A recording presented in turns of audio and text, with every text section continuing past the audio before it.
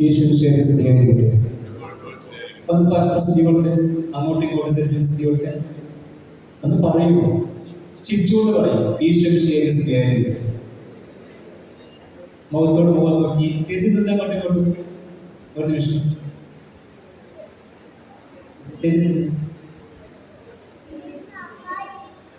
ശരി. നിങ്ങൾ പേരൻസ് ആയതുകൊണ്ട് ഒരുപാട് എക്സസൈസ് ചെയ്യിപ്പിക്കുന്നില്ല. ഉറക്കം വരുന്നത് കൈ നോക്കിയാൽ മതി, നമുക്ക് എന്തെങ്കിലും ചെയ്യാം. ഓക്കെ, റെഡിയാണോ? നമുക്ക് അല്പ സമയമുള്ളൂ. ആ സമയത്ത് നമുക്ക് എന്തെങ്കിലുമൊക്കെ ഒന്ന് മനസ്സിലാക്കാൻ ശ്രമിക്കാം. കുറച്ച് മനഃശാസ്ത്രപരമായിട്ടുള്ള ചെറിയ രീതികളും ഇപ്പോഴത്തെ കാലഘട്ടത്തിലെ പേരൻസിന്റെ ആറ്റിറ്റ്യൂഡും ചിലത് നിങ്ങൾക്ക് നല്ല അമ്മമാരും അമ്മമാരൊക്കെയാണ്, സംശയമൊന്നുമില്ല.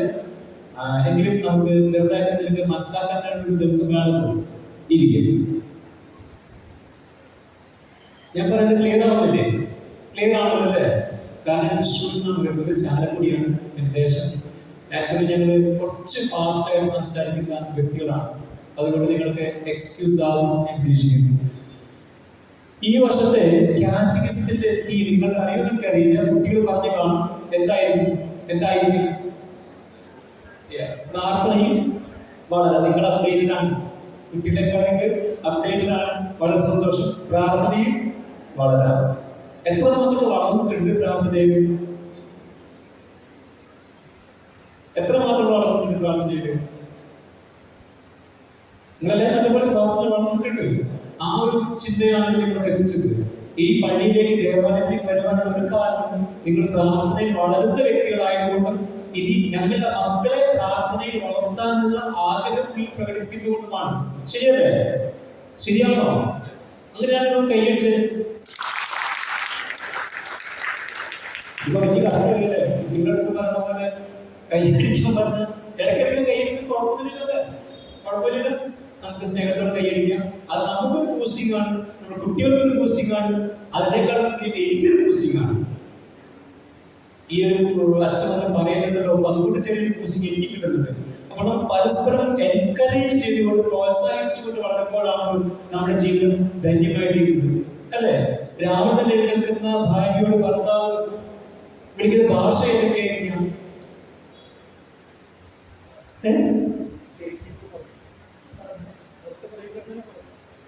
അസ്വകാര്യം പറയാതെ ചേട്ടൻ വിളിക്കുക.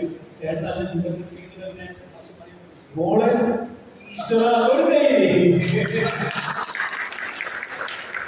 മോളെ ചക്കരെ കുത്തേ.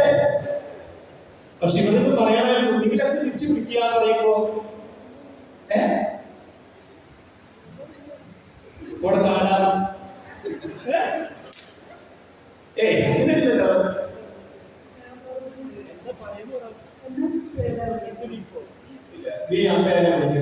അങ്ങനെ വേണോ? ശരി, അതാണ് നമ്മുടെ give and take policy. Give and take policy എന്താണ്? കൊടുക്കുക, തിരിച്ചു വിടുക. നിങ്ങൾ ഏതൊരു സ്നേഹത്തോടെയാണോ, ഏതൊരു ഭാഷയോടെയാണോ നിങ്ങളുടെ ഭർത്താവിനോട് ഭാര്യയോട് പെരുമാറുന്നത്, സെയിം തന്നെ നമുക്ക് സെയിം തന്നെ തിരിച്ചു കിട്ടും. ശരിയല്ലേ? അതൊരു കാലഘട്ടമാണ്, പഴയ കാലഘട്ടമൊന്നുമല്ല. പഴയ കാലഘട്ടം നാഥ ദൈവമേ, അങ്ങ് അവിടുന്ന് പക്ഷെ ഭാര്യമാർ നിങ്ങൾക്ക് പ്രത്യേകിച്ച് പേരൊന്നും വിളിക്കാനില്ല. പക്ഷെ കാലഘട്ടം മാറി. അതുകൊണ്ട് തന്നെ പലപ്പോഴും ഭാഷകളുടെ പ്രയോഗങ്ങൾ മാറിക്കൊണ്ടിരിക്കുകയാണ്. ശ്രദ്ധിക്കണമേ, നിങ്ങൾ ഏതൊരു ഭാഷയാണോ നിങ്ങൾ ഉപയോഗിക്കുന്നത് അതേ ഭാഷയിൽ നിന്നും കുറച്ചുകൂടെ കൂടുതലായിട്ട് ആരുപയോഗിക്കും? ആരുപയോഗിക്കുക?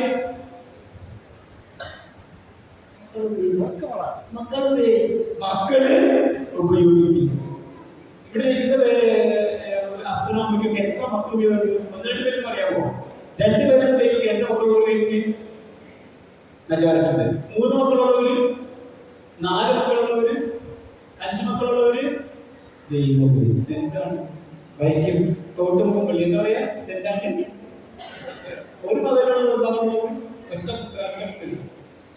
5 കൂടുതൽ പോകണമെന്ന് പറഞ്ഞല്ലേ? നിങ്ങൾക്ക് അങ്ങനെയുള്ള ഡിസ്കഷനോ ചർച്ചകളോ ഒക്കെ ഉണ്ടായിട്ടുണ്ട്? വികാരിച്ചമാരുടെ നേതൃത്വത്തിലോ അല്ലെങ്കിൽ സിസ്റ്റേഴ്സിന്റെ നേതൃത്വത്തിലോ അല്ലെങ്കിൽ അച്ഛന്മാരുടെ നേതൃത്വത്തിലോ 5 മക്കളിൽ കൂടുതൽ ഒന്നും പാടില്ല എന്ന ദൈവം ഒന്ന് വെച്ചിട്ടുണ്ടോ? ഇല്ല. ഇനിയിപ്പോ എന്താവാനാണ്? എന്തൊക്കെ പ്രായമൊക്കെ ആയി ഇനി മക്കൾക്കുണ്ടാവില്ല അല്ലേ? ശരി, ഞാൻ എന്റെ വീട്ടിൽ 10ാമത്തെ തന്നെയാണ്. അതായത് ഞങ്ങളുടെ വീട്ടിലേക്ക് അപ്പം വെച്ചിട്ട് 8 വർഷമായി. അമ്മ 84-85 വയസ്സിൽ നടന്നുകൊണ്ടിരിക്കുന്നു. ഞങ്ങൾ 11 മക്കളാണ് അപ്പനമ്മയ്ക്ക് ജനിച്ചത്. 11 മക്കൾ ജനിച്ചിട്ടുണ്ടെങ്കിൽ ആദ്യത്തെ വലിയക്ക് ശേഷം 2 പേരും മരണപ്പെട്ടു. 1 വയസ്സിലോ 6 മാസത്തിലൊക്കെ മരണപ്പെട്ടു. ശേഷമാണ് പിന്നെ ഞങ്ങളെല്ലാവരും തലമുറ തന്നെ ഉണ്ടായത്. ഞങ്ങളിപ്പോ 9 മക്കൾ എന്നാണ് പറയാറ്. അപ്പോ ശരിക്കും നോക്കി കഴിഞ്ഞാൽ 10ാമത്തെ പുത്രനാണ്. ഇത് അന്നം ചിന്തിച്ചിട്ടുണ്ടെങ്കിൽ ഒരു ശരിക്കും ഇവിടെ നിൽക്കാനാണ് യോഗ്യത ഉണ്ടാവുകയായിരുന്നു അല്ലേ? 5 കഴിഞ്ഞ് 4 കഴിഞ്ഞ് 6 കഴിഞ്ഞ് അപ്പൊ പറയുകയാണ്, നമ്മ പറയാം ഇനി മതി എന്ന് പറഞ്ഞിരുന്നെങ്കിൽ ഇപ്പൊ ഇന്ന് നിങ്ങളുടെ ഈ പള്ളി ദേവാലയത്തിൽ നിങ്ങളോട് സംസാരിക്കുന്ന അവസരം കിട്ടുമായിരുന്നോ? ഇല്ല. അതാണ് ദൈവത്തിന്റെ പദ്ധതി എന്ന് പറയുന്നത്. ദൈവം ഒന്ന് വിഭാവം ചെയ്തിട്ടുണ്ട്. ആ പദ്ധതിക്കനുസരിച്ച് മാത്രമേ ഒരു ഫാമിലി പോവുകയുള്ളൂ. വിശ്വസിക്കുന്നവരുണ്ടല്ലോ ഇല്ലയോ? നിങ്ങൾ എത്രമാത്രം നിങ്ങൾ പ്ലാൻ ചെയ്താലും, എത്രമാത്രം പാരൻസ് പ്ലാൻ ചെയ്താലും ആ പദ്ധതിക്കനുസരിച്ച് മുന്നോട്ട് പോവില്ല. ദൈവത്തിന്റെ പദ്ധതിക്ക് അനുസരിച്ച് നമ്മുടെ ജീവിതങ്ങൾ മുന്നോട്ട് പോയിക്കൊണ്ടിരിക്കുന്നു. വീണ്ടും ഞാൻ ജനിച്ച് എല്ലാവരും കണ്ടിന്യൂട്ടിയായിട്ട് വളർന്നുകൊണ്ടിരിക്കുകയാണ്. അവസാനത്തെ ഞാൻ ചൊല്ലി സ്നേഹം ചേട്ടന്മാർക്കും ചേച്ചിമാർക്കും ഒരുപാട് സ്നേഹമാണ്. അമ്മയേക്കാൾ കൂടുതൽ പെങ്ങന്മാരുടെ അങ്ങനെയൊക്കെ ഒരുവിധം പോയിക്കൊണ്ടിരിക്കുന്ന സമയത്താണ് എന്റെ അന്ധകനായിട്ട് അനിയനായിട്ട് വരുന്നത്. എനിക്ക് ശേഷം 5 വർഷത്തിന് ശേഷം വീണ്ടും വരികയാണ്. അപ്പൊ എന്റെ സ്നേഹമൊക്കെ എവിടെ പോയി? എന്റെ ധാരണ എവിടെ പോയി? എന്റെ സ്നേഹിച്ചതൊക്കെ കണ്ടതിൽ മാറിപ്പോയി. ഇനി ഇവിടെ നമുക്ക് 2 പ്രതീക്ഷിച്ചിരിക്കാം. അപ്പോൾ ആ ഒരു തരത്തിലുള്ള ദേഷ്യവും വെറുപ്പും വിദ്വേഷവും വൈരാഗ്യവും അസൂയയും എല്ലാം എന്നിലേക്ക് ചിലപ്പോൾ വന്നിട്ടുണ്ടാകാമെന്ന് ഞാൻ പ്രതീക്ഷിക്കുന്നു. പക്ഷെ എങ്ങനെയൊക്കെയാണെങ്കിലും 5 വർഷത്തിന് ശേഷം എന്റെ അനിയൻ മുന്നിൽ വന്നു. അവനും വളരെ വളരെ വിശുദ്ധിയായിട്ടുള്ള വളരെ ധീരനായിട്ടുള്ള പറയുന്നു, ഭയങ്കര മുൻകോപ്പൊക്കെ വ്യക്തിത്വമായിരുന്നു. പക്ഷെ താങ്ക് ഗോഡ് അച്ഛനാണ് രാജകൂട്ട് യോഗത്തിന്റെ വൈദികനാണ്. അപ്പൊ അദ്ദേഹം ഇന്നിപ്പോൾ 10 വർഷം 12 വർഷത്തേക്ക് ഉപേക്ഷിച്ചുകൊണ്ടിരിക്കുകയാണ്. സെമിനാറിൽ ചേർന്ന് വൈദികനായി, സെമിനാർ റെക്ടറായി, ക്യാമ്പ് രജിസ്ട്രേഷൻ കഴിഞ്ഞു. ഇപ്പോൾ അദ്ദേഹം സ്കൂളിൽ പ്രിൻസിപ്പളായിട്ട് രാജകോട്ട് ഗുജറാത്ത് വർക്ക് ചെയ്യും. ഞാൻ പറഞ്ഞത് തുടക്കത്തിൽ തന്നെ ഇത് സന്താന പെരുമയെ കുറിച്ചാണ് പറയുന്നത് ചിന്തിക്കേണ്ട. ഞാനൊരു എന്റെ വായിൽ വന്നത് എന്താണ് അദ്ദേഹം നിങ്ങൾക്ക് പങ്കുവെച്ചിട്ടുള്ളൂ. ഇന്നത്തെ കാലഘട്ടത്തിൽ മക്കളെ നോക്കുക എന്നുള്ളത് ഏറ്റവും എളുപ്പമുള്ള ഒരു കാര്യമാണ് അല്ലേ? ആണോ?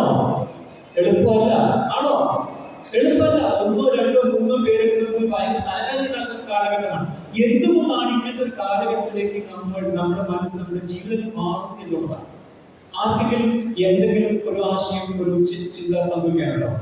എന്തുകൊണ്ടാവാം?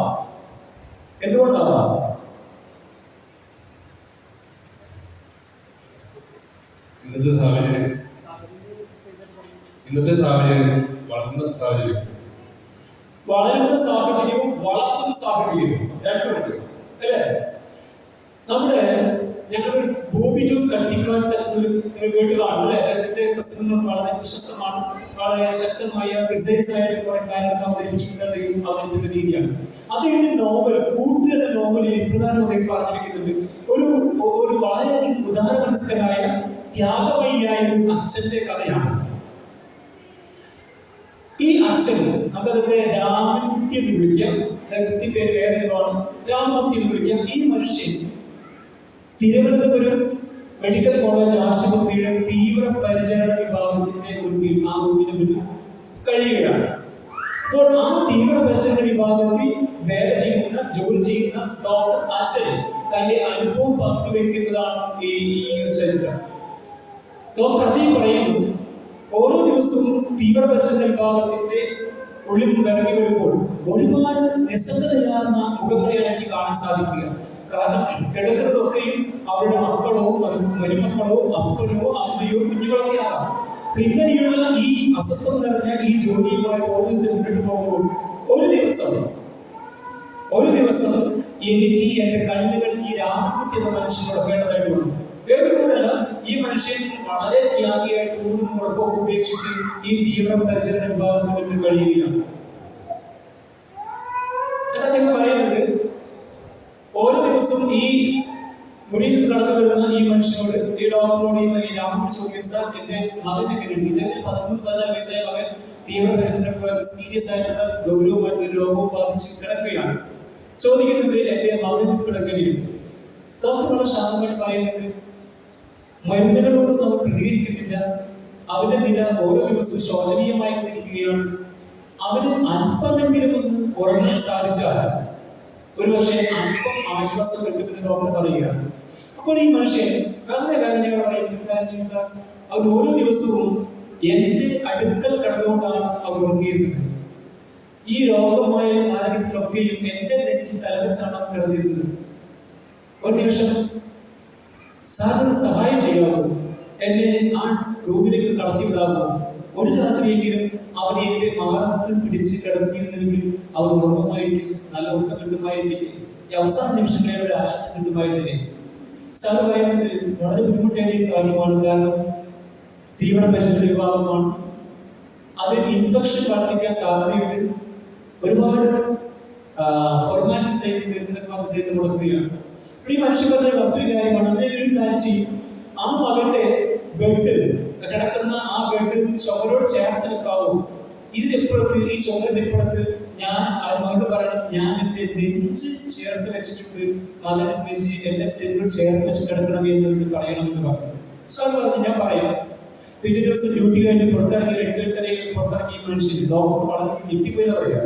കാരണം ഒരു രാത്രി മുഴുവനും ഈ രാമൻകുട്ടി എന്ന അച്ഛൻ പിതാവ് തന്റെ മകന് വേണ്ടിയിട്ട് ഉറങ്ങാതെ ഈ നെഞ്ച് ആ ചുമരിനോട് ചേർത്ത് കുരിശ് പോലെ കുരിശിന്റെ കൈകൾ പിടിച്ചുകൊണ്ട് വീഴ്ച നിൽക്കുന്ന ഒരു മകൻ വേദനിപ്പിക്കുന്ന രംഗമാണ്. അപ്പോൾ ഇത് കണ്ടതോട് കൂടെ ഡോക്ടർ പെട്ടെന്ന് കണ്ണിന് വെള്ളം വന്ന് മാറിപ്പോയി പറയും. എന്നിട്ട് ഡോക്ടർ ഇപ്രകാരം രേഖപ്പെടുത്തുകയാണ്, മഹാത്യാഗിയായ ഒരു പിതാവിന്റെ നിഗൂഢ സ്നേഹത്തിന്റെ ഏറ്റവും പ്രധാനപ്പെട്ട ലക്ഷണമാണ് ഞാൻ കണ്ടു കഴിഞ്ഞത്. എനിക്ക് സാക്ഷികളുടെ ആവശ്യമില്ല. പക്ഷെ ഓരോ അച്ഛനും ഓരോ അമ്മയും ആഗ്രഹിക്കുന്നു. പക്ഷേ നിങ്ങൾ കണ്ടതെന്ന് അറിയാൻ എനിക്കറിയാം, സങ്കടമുണ്ടായാൽ നിങ്ങളുടെ മക്കളെ ഓർത്തുന്ന വേദന ആഗ്രഹിക്കുന്നില്ല, പലപ്പോഴും അലയടിക്കുന്നു.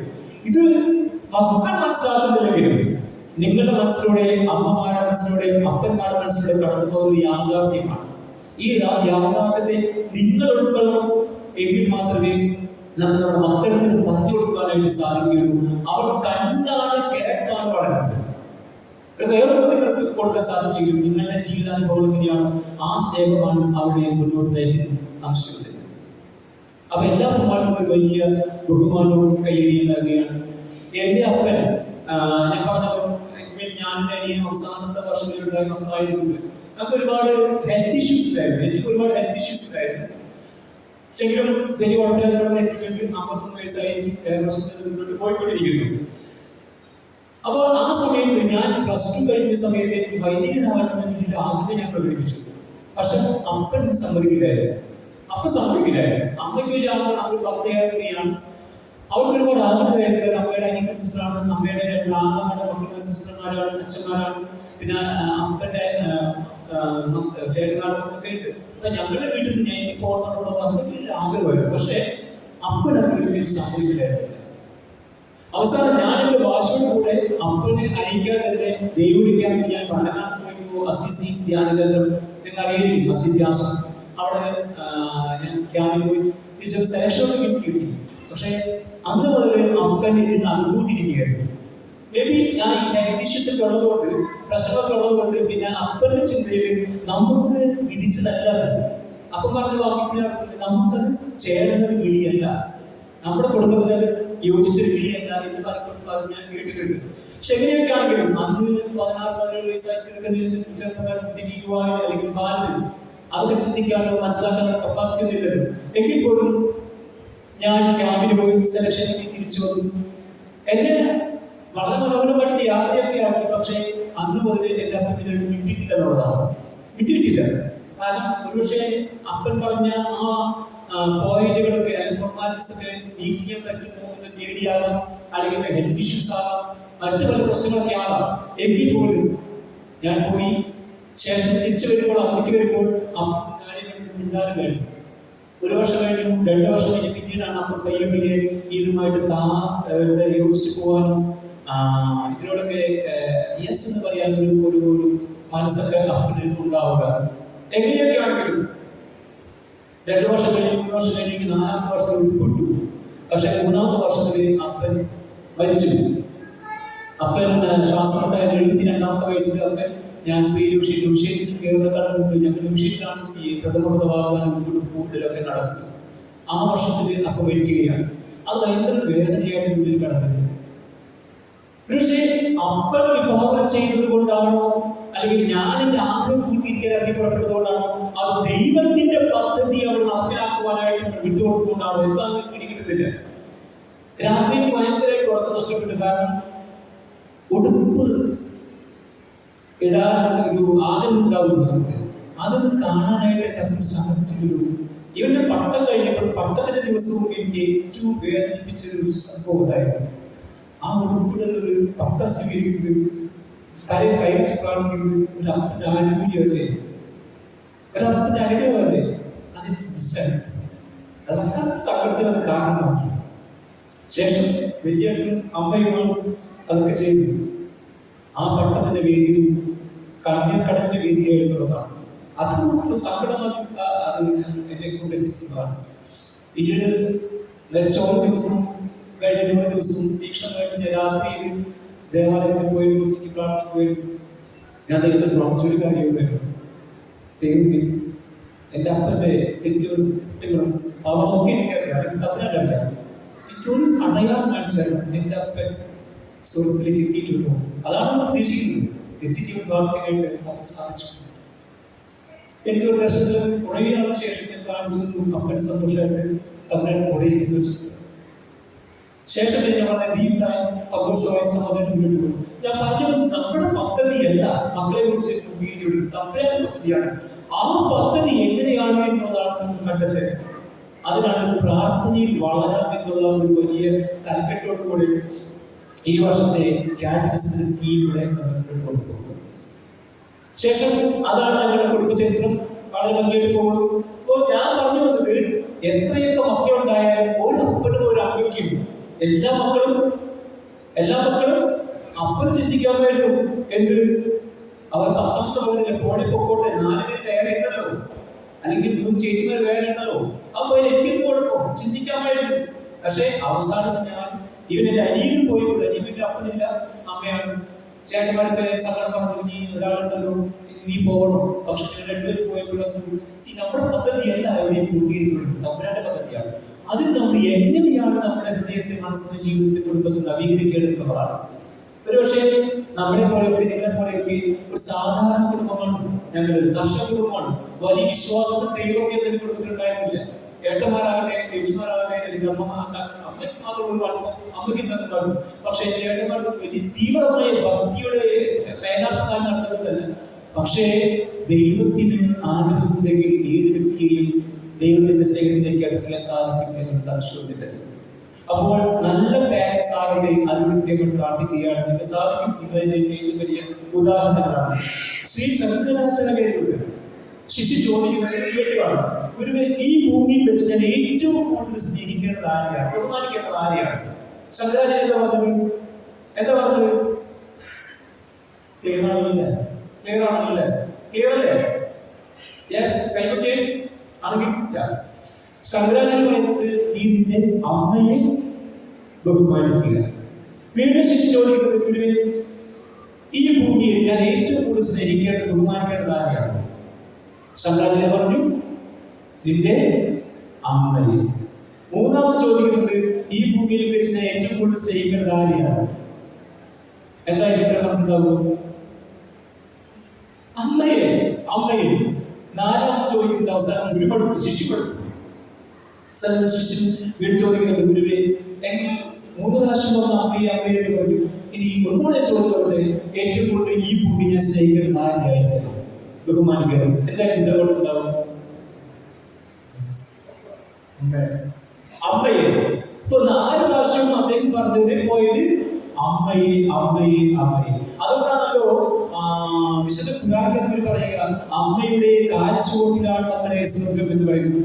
അമ്മയുടെ കാൽച്ചുവട്ടിലാണ് മക്കളെ സ്വർഗം എന്ന് പറയുന്നത്. അപ്പോൾ അത്രമാത്രം മനോഹരമായ ഒരു പദമാണ് അമ്മ. അമ്മ എന്ന് പറയുമ്പോൾ വികാരങ്ങൾ അലയടിച്ചെറിയുകയാണ് അല്ലേ? നിങ്ങൾ ചിന്തിച്ചു നോക്കിയേ, പിന്നോട്ടേക്ക് പോയി നോക്കിയേ. നിങ്ങൾ കുഞ്ഞുങ്ങളായിരിക്കുമ്പോൾ നിങ്ങൾ അപ്പനും അമ്മയും നിങ്ങൾ സ്നേഹിച്ച ബഹുമാനിച്ച നിങ്ങൾ കൊണ്ടുവന്ന രീതി, അതേ സ്നേഹത്തോടെ തന്നെയാണ് നിങ്ങളുടെ മക്കളോട് നിങ്ങൾ കാണിക്കുന്നത്. വ്യത്യാസമുണ്ടോ? വ്യത്യാസമുണ്ടോ? ചിന്ത പറയുന്നു.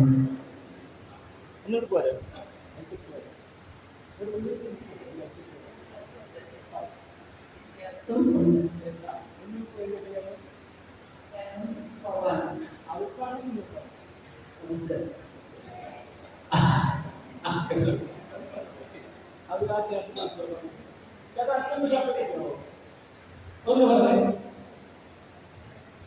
വ്യത്യാസമുണ്ട്. അല്പം കുറവുണ്ട്. എന്താണ് കുറവ്? തലയ്ക്ക് കുറവാണ്. മക്കൾക്ക് നമ്മളോട് സ്നേഹം കുറവാണ് കൂടുതൽ. അപ്പൊ ഒരിക്കലും കുറേ സാധ്യത കുറയില്ലല്ലോ. മക്കളോട് അമിതമായ സ്നേഹം കാണിക്കുന്നില്ല, അതിന്റെ ഇരട്ടിയെങ്കിലും തിരിച്ചു കിട്ടുക. കുറവുണ്ടെന്ന് തോന്നുന്നെങ്കിൽ അവിടെ അവരെ കുറഞ്ഞു പോയോ കൊടുക്കാനായിട്ട്?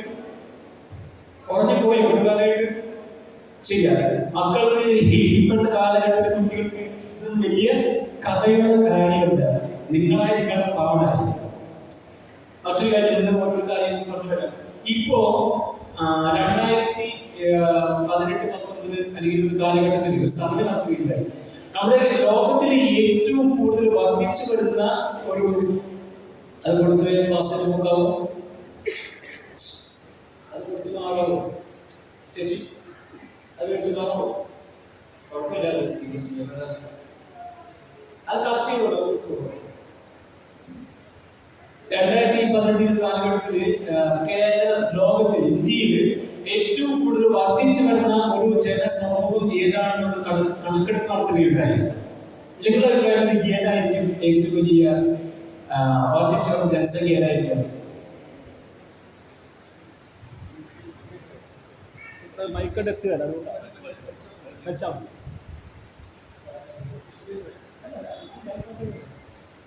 ഞാൻ ഉദ്ദേശിച്ച ജാതി ബേസിലല്ല.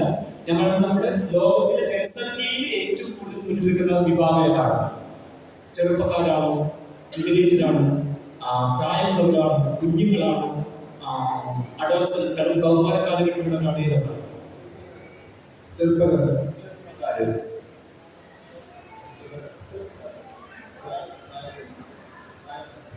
പ്രായമുള്ളവർ. വേറെ അഭിപ്രായം ഉണ്ടാക്കുന്നുണ്ടോ? ഉണ്ടോ? ശരിയാണ്, പ്രായമുള്ളവരാണ്. 65 വയസ്സിന് മേലെയുള്ളവരുടെ എണ്ണം 870 മില്യൺ ദശലക്ഷത്തിൽ കടന്നു പറയുന്നത്.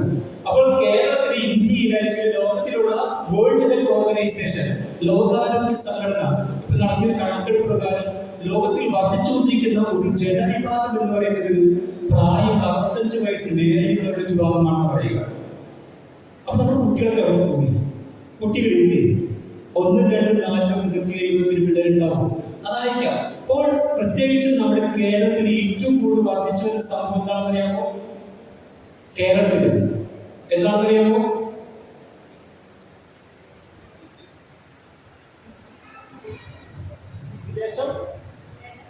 വിദേശത്തേക്ക് ശരിയാണ്, കുട്ടികൾക്ക് വിദേശത്തിൽ പോകുന്നത് നാടുകളിലില്ല, എങ്കിലും അത് കണക്കിൽപ്പെടുന്നില്ലേ? ജനസംഖ്യ കണക്കെടുക്കുമ്പോൾ അത് പെടുന്നതാണല്ലോ ലോകത്തിന്റെ. പക്ഷേ നമ്മുടെ കേരളത്തില്, പ്രത്യേകിച്ച് കേരളത്തില് ഏറ്റവും കൂടുതൽ വർദ്ധിച്ചു വരുന്നത് എന്താണെന്നറിയാമോ? ഓൾഡ് ഏജ് ഹോമുകളാണ്. ഓൾഡ് ഏജ് ഹോമുകളാ, വൃദ്ധമന്ദിരങ്ങളാ. പണ്ട് അനാഥശാലകൾ വിളിക്കുമായിരുന്നു, അതൊക്കെ മാറ്റിയിട്ട് എന്നെ നോക്കിയപ്പോൾ വൃദ്ധമന്ദിരങ്ങളാണ്. ഞങ്ങളുടെ ആശ്രമത്തിനടുത്ത് ഒരു വൃദ്ധമന്ദിരമുണ്ട്. പാവപ്പെട്ട അമ്മമാരിൽ നല്ല കഴിവും യോഗ്യതയും പ്രാപ്തിയും ഒരു കാലത്ത് സുന്ദരിമാരായി നടന്ന, വളരെ മനോഹരമായിട്ട് ജീവിച്ച് ടീച്ചർമാരും പല ഓഫീസുകളൊക്കെ ജീവിച്ച് വ്യക്തിത്വങ്ങളാണ് ഇന്ന് നിരാലംബരായിട്ട് അസ്വസ്ഥരായിട്ട് ആ ഓൾഡ് കൊണ്ട് കഴിയുന്നത്. എന്തുകൊണ്ടാവാം? മക്കളെ നമ്മൾ അമിതമായി സ്നേഹിച്ചുകൊണ്ടാണ്, അത് മക്കൾ നമ്മൾ അമിതമായി സ്നേഹിക്കാത്തത് കൊണ്ടാണ്. ഒരു പയ്യൻ അവന്റെ ഭാര്യയും കുട്ടികളും ഓസ്ട്രേലിയയിലേക്ക് പോയി. അപ്പോൾ അവർ വരുന്നത് വരെ അമ്മയെ കൊണ്ടാക്കിയ സ്ഥലം ഓൾഡ് ഏജ് ഹോമാണ്. നമ്മൾ വിശുദ്ധ കുർബാനയ്ക്കായിട്ടാണ് ചെല്ലുമ്പോൾ ഈ അമ്മമാര് സങ്കടപ്പെടുന്ന ഒരു കാഴ്ചയാണ്. കണ്ണുനീരോടെ അവർ എന്റെ മതം വിദേശത്ത് വെച്ചാൽ, എന്റെ മതം വിദേശത്തുണ്ട്, അവർ ഓസ്ട്രേലിയയിലാണ്, ഭാര്യയുണ്ട്, കുട്ടികളുണ്ട്. നമുക്ക് ചോദിക്കാൻ പറ്റുമോ എന്താണ് അമ്മയെ ബന്ധപ്പെടുന്നത്, അല്ലെങ്കിൽ എന്താണ് നമുക്ക് കരയാണ്? കാരണം അവർ വേറൊരു അനുഭവം പറയാനില്ല. എന്റെ മക്കളെ, ഞങ്ങളുടെ മക്കളെ വളരെ ശക്തമായി സ്നേഹിക്കുകയും ബഹുമാനിക്കുകയും ആദരിക്കുകയും, പക്ഷേ അവർ തിരിച്ചിങ്ങോട്ടേക്ക് ലഭിക്കുന്നില്ല എന്നതാണ്. എവിടെയാണ് നമുക്ക് പാളിച്ചകൾ സംഭവിക്കുന്നത് എന്നുള്ളതാണ്, എവിടെയാണ് നമ്മുടെ തെറ്റുകൾ സംഭവിക്കുന്നത് എന്നുള്ളതാണ്. അപ്പോൾ വൃദ്ധമന്ദിരങ്ങൾ അടിക്കടി നമ്മുടെ ഓരോ രൂപതകളിലും അല്ലെങ്കിൽ ഓരോ ജില്ലകളിലും വർദ്ധിച്ചു വരുമ്പോൾ ശ്രദ്ധിക്കണമേ, നമ്മൾ കൊടുക്കേണ്ട സമയത്ത് കൊടുക്കാതിരുന്നത് കൊണ്ടാവാം, അല്ലെങ്കിൽ അവർ വേണ്ട രീതിയിൽ പ്രതികരിക്കാതിരുന്നത് കൊണ്ടാവാം ഇങ്ങനെയൊക്കെ സംഭവിച്ചത് എന്നുള്ളതാണ്. അത് സത്യമാണ്, അത് വർദ്ധിച്ചുകൊണ്ടിരിക്കണം. ഞാൻ പറഞ്ഞത് 65 വയസ്സിന് മേലെയുള്ള വ്യക്തികളുടെ എണ്ണം നമ്മുടെ സമൂഹത്തിൽ, നമ്മുടെ കേരളത്തിൽ, ലോകത്ത് വർദ്ധിച്ചുകൊണ്ടിരിക്കുകയാണ്.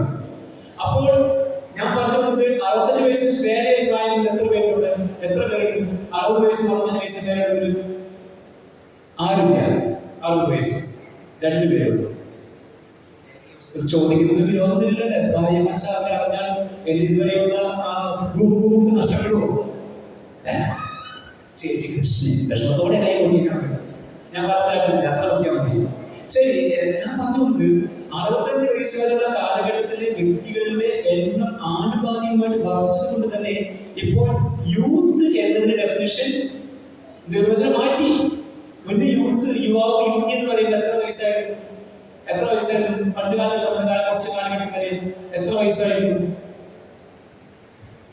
സാധാരണ 14-15 വയസ്സ് മുതൽ 18 വയസ്സ് വരെയുള്ള കാലഘട്ടം കൗമാര കാലഘട്ടം എന്ന് പറയും. 18 വയസ്സ് മുതൽ 25 വയസ്സ് വരെയുള്ള യുവ, അതുവരെ ചെറുപ്പക്കാരന്റെ യങ് അഡൾട്ട് എന്ന് പറയും, അല്ലേ? പക്ഷെ ഇനി അതിൽ തന്നെ 18 വയസ്സ് മുതൽ 22 വയസ്സ് വരെയുള്ള കാലഘട്ടത്തിലെ യങ് അഡൾട്ട് എന്ന് പറയും. 22 വയസ്സ് മുതൽ 24 വയസ്സ് വരെ മിഡിൽ അഡൾട്ട് എന്ന് പറയും. 30 വയസ്സ് മുതൽ അല്ലെങ്കിൽ 50 വയസ്സ് വരെ കാലഘട്ടത്തിലെ ലേറ്റ് അഡൾട്ട് എന്ന് പറയും. പിന്നീടാണ് 45 വയസ്സുകാർക്ക് മിഡിൽ ഏജ്, അല്ലെങ്കിൽ പിന്നീട് 60 വയസ്സുകാരുടെ കാലഘട്ടം എന്ന് പറയുന്നത് ഓൾഡ് ഏജ് എന്ന് പറയുന്നത്. പക്ഷെ ഇപ്പോഴത്തെ കാലഘട്ടത്തിൽ ഇത് റീഡെഫിനേഷൻ ചെയ്തിരിക്കുകയാണ്, നിർവചിച്ചിരിക്കുകയാണ്. എന്താണ് നിർവചനം?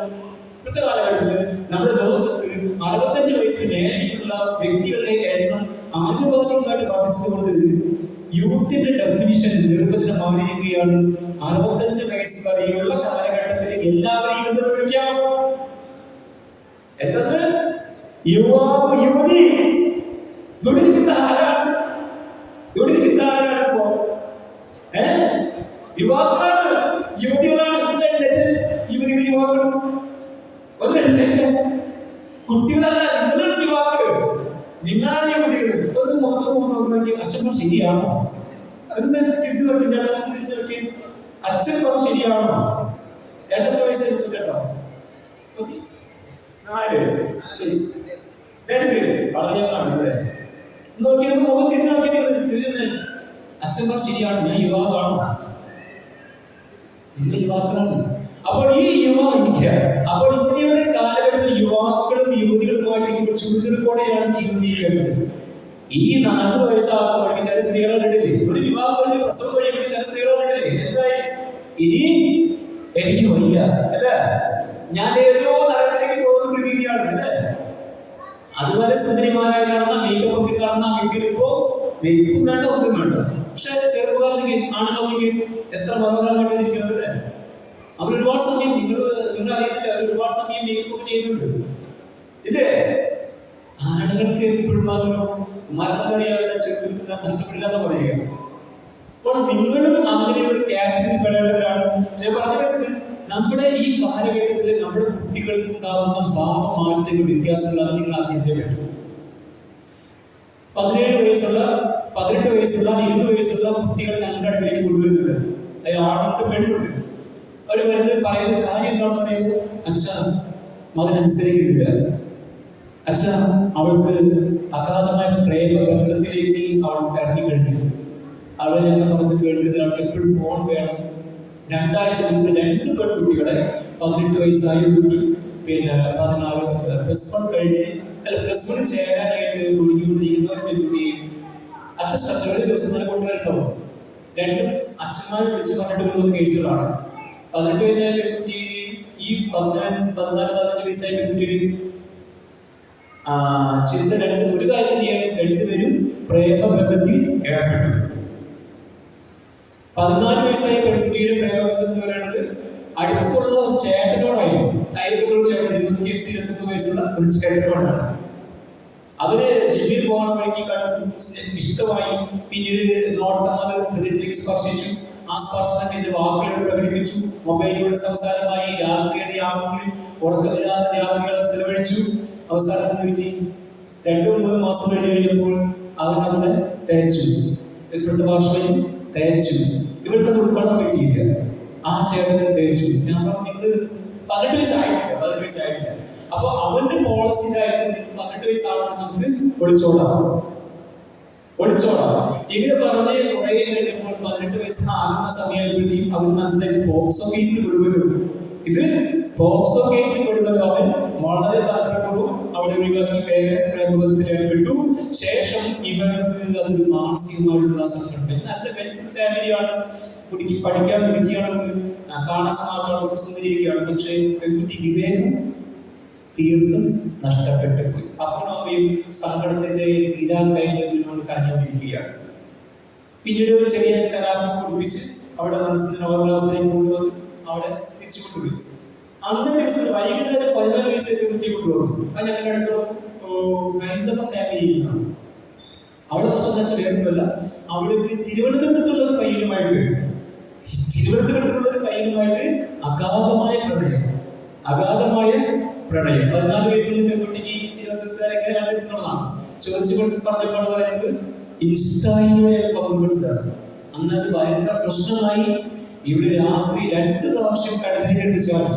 കാരണം ഇവിടെ പ്രേമം മുറിച്ചു കഴിഞ്ഞപ്പോൾ രാത്രിയിൽ ആരും കാണാതെ ഇറങ്ങിപ്പോവുകയും റെയിൽവേ കോളേജിൽ കിടക്കുന്നു. അവിടെ പോയിരുന്ന് ഫോൺ വിളിക്കുകയും പിന്നെ മെസ്സേജ് നിരന്തരം ശ്രദ്ധിക്കുകയാണ്. ഒരു സുപ്രഭാതത്തില് ഇത് വീട്ടിൽ കണ്ടുപിടിക്കുകയും ആ ഫോൺ തേടിപ്പിടിച്ച് ഇവർക്ക് ഫോണില്ല. ഇവിടെ അച്ഛനും അമ്മയുടെയും ഫോണിൽ നിന്നാണ് ഉപയോഗിക്കുന്നത്. സംഭവം അത് വലിയ പ്രശ്നത്തിലേക്ക് എത്തുകയും ചെയ്തു കഴിഞ്ഞപ്പോൾ വീട്ടുകാരത് മുടക്കി. അതിന്റെ പ്രശ്നം കാരണം അവള് കിണറ്റിൽ ചാടി ഒരു പ്രാവശ്യം ട്രെയിൻ തലവയ്ക്കാൻ പോയി. അങ്ങനെ ഒരു സമയത്താണ് ഞങ്ങളുടെ അടുത്തേക്ക് കൊണ്ടുവരുന്നത്. എന്റെ ഇടയ്ക്കിടയ്ക്ക് ഒരു 4 ദിവസം കഴിയുമ്പോൾ ശ്രമിച്ചപ്പോൾ ഞാൻ ചോദിച്ചപ്പോൾ എങ്ങനെയുണ്ട്, എനിക്ക് കുഴപ്പമില്ല. പക്ഷെ എന്ത് കാര്യം ഒരു പ്രാവശ്യം വിളിക്കണം. അങ്ങനെ ഓരോ പ്രാവശ്യം വിളിച്ചാണ് പ്രശ്നം ഉണ്ടാവുന്നത്. അവസാനം എന്റെ മുന്നിൽ വെച്ച് ഒരു പ്രാവശ്യം പിന്നീട് ഫീസ് ഫയൽ ചെയ്തു. 2 പേര് 14 വയസ്സുള്ള കുട്ടിയാണ്. കഞ്ചാവിനൊക്കെ വലിയ ഉസ്താദാണെന്ന് പറയുന്നത്. അപ്പോൾ ഇങ്ങനെയൊക്കെയുള്ള കുട്ടികളെ സ്നേഹിക്കുവാൻ പ്രേമിക്കുവാനായിട്ട് നമ്മുടെ കുഞ്ഞുങ്ങൾ തയ്യാറാകുമ്പോൾ എന്തായിരിക്കും കാരണം?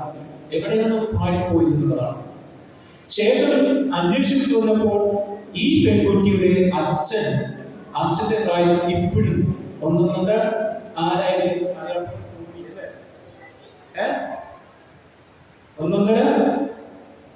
മുതലാളിയായിട്ട് പെണ്ണുപിടിയുടെ അല്ലെങ്കിൽ രാത്രികൾ ചോദിച്ചു വന്നപ്പോൾ ഈ മനുഷ്യൻ അടുത്തുള്ള സ്ത്രീകളുടെ കുളികളിലേക്ക് എത്തുന്നോടുകൂടി കോളനിയാണല്ലോ. ഇപ്പൊ ഭാഷ ഉപയോഗിക്കില്ല. അങ്ങനെയൊരു സ്ഥലത്തിന്റെ അവസ്ഥ അറിയാറില്ല. ബാത്റൂമിലേക്ക് കയ്യിലിറങ്ങി ചെന്നുകൊണ്ട് ഫോട്ടോ എടുക്കലും വീഡിയോ പിടിക്കലും അങ്ങനെ ഒരു വേദനകളും കൂടെ ഈ മനുഷ്യനുണ്ടായിരുന്നവരാണ്. നമ്മൾ എങ്ങനെയൊക്കെയാണ് ജീവിക്കാൻ ശ്രമിക്കുന്നത് അതിന് ഇരട്ടിയായിരിക്കും നമ്മുടെ കുട്ടികളിലൂടെ നമ്മളിത് അനുഭവിച്ചുകൊണ്ടിരിക്കുക എന്നുള്ളതാണ്. ഞാൻ പറഞ്ഞത് ഈ 18-19 വയസ്സായ ഒരു കുട്ടിയെ നമ്മൾ വീട്ടിലേക്ക് നമ്മൾ സൈക്കോളജിക്കൽ കൗൺസിലിംഗ് കൊണ്ടുവന്നു കഴിഞ്ഞാൽ, അല്ലെങ്കിൽ നിങ്ങൾ പറയുകയാണെങ്കിൽ നേരെയാക്കാൻ പറ്റുന്നില്ല എന്ന് പറഞ്ഞു കഴിഞ്ഞാൽ നേരെയാക്കാൻ പറ്റുമോ? നമുക്ക് 20, 21, 22, 30, 40 വയസ്സായ ചെക്കന്മാരെ, ഞാനൊരു 38 വയസ്സായ ഒരു ചെറുപ്പക്കാരൻ കൊണ്ടുവന്നു. അവന് going to kind of depression, വിഷാദത്തിലേക്ക് വേണ്ടിയിരിക്കുകയാണ്. കല്യാണം 45 ദിവസത്തിനുള്ളിൽ ഡിവോഴ്സായി. അവൾക്ക് ആ ഒരു കുട്ടിക്ക് ഓബ്സസീവായിട്ടുള്ള OCD കമ്പൽസീവ് ഡിസോർഡർ ഉണ്ടായിരുന്നു. ശേഷം ഇവരിലേക്ക് പാർക്കുകയാണ്. രണ്ടുപേരും ഡിവോഴ്സിലാണ്. ഒരു 40 ദിവസം മാത്രമേ ജീവിച്ചുള്ളൂ. അമ്മ മാത്രമേ വീട്ടിലുള്ളൂ. അമ്മ സമവയസ്ത്രീ, ഇന്ന് പണിയൊന്നും നിരന്തരം കാര്യം സ്ത്രീ. എങ്ങനെയാണ് ഇത് ആശ്വസിക്കാൻ പറ്റുക? എന്തുകൊണ്ടാണ് നമ്മുടെ കുട്ടികൾക്ക് ഇങ്ങനെ സംഭവിക്കുക? ഏത് വർഷത്തിലാണ്, ഏത് പ്രായത്തിലാണ് ഒരു കുട്ടിയുടെ, ഒരു വ്യക്തിയുടെ ബുദ്ധിയുടെ വളർച്ച അവസാനിക്കുന്നത്? ബുദ്ധി നമുക്ക് ബുദ്ധി വിശ്വസിക്കുന്നു. ഏത് പ്രായത്തിലാണ് ഒരു വ്യക്തിയുടെ ബുദ്ധിയുടെ വളർച്ച പൂർണ്ണമാകുന്നത്? ആർക്കെങ്കിലും എന്തെങ്കിലും ക്ലൂ തരാൻ പറ്റും? നിങ്ങൾ പറഞ്ഞ ചുമ പറഞ്ഞോളൂ.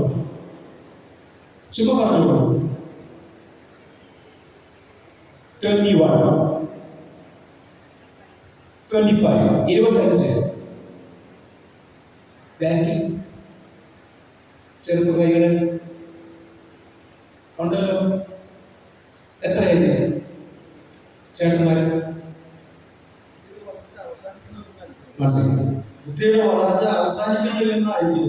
ബുദ്ധിയുടെ വളർച്ച അവസാനിക്കുന്നില്ല. 25 ലൈഫ് ലോ അല്ലെ? ലൈഫ് ലോ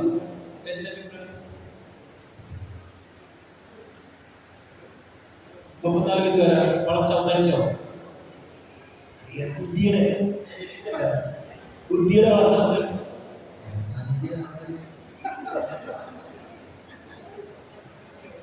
എന്നോട് ചോദിക്കണം, എത്ര പേരുണ്ട്? എത്ര കുട്ടികളുണ്ട്? ഒരാള്. ശരി, ഇനി സംശയമാണ്. അവസാനിച്ചോ? ഇനി ആർക്കെങ്കിലും ഉണ്ടോ?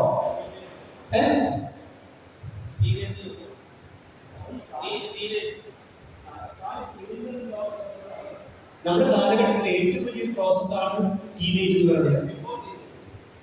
ഏജ് പ്ലീസ് 12 വയസ്സ്. ഒരു അമുതൽ ഇങ്ങോട്ടില്ല. 12 വയസ്സ്, 25 ലൈഫ് ലോ, 12 സംശയമാണ് ഇപ്പോൾ നൽകുന്നത്. പിന്നെ ഇനി അവിടെ ചേട്ടൻ എന്താ പറഞ്ഞു?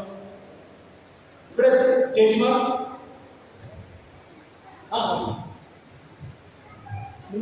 ലൈഫ് എക്സ്പീരിയൻസ് നമ്മൾ പലതും പഠിപ്പിക്കുന്നില്ല. അപ്പൊ നമ്മളത് ജീവിതാനുഭവങ്ങൾ നമ്മളെ ഒരുപാട് കാര്യങ്ങൾ പഠിപ്പിക്കുന്നില്ല. ലൈഫ് എക്സ്പീരിയൻസ് അതുകൊണ്ട് അത് ഒരിക്കലും അവസാനിക്കുന്നില്ലെന്ന് ലൈഫ് എക്സ്പീരിയൻസ് ആണ് നമ്മൾ പഠിപ്പിക്കുന്നത്. വേറെ അതിനെതിരായി നിങ്ങൾക്ക് പറയാനുണ്ട്? ചെറുപ്പക്കാരി ഈ കുട്ടിക്ക് എത്ര വയസ്സായി? 3 ചേച്ചിയുടെ കൊച്ചിട്ട് 3 ശരി. അവിടെ കുട്ടികൾക്ക് എത്ര വയസ്സായി? 3 പേരുടെ 5.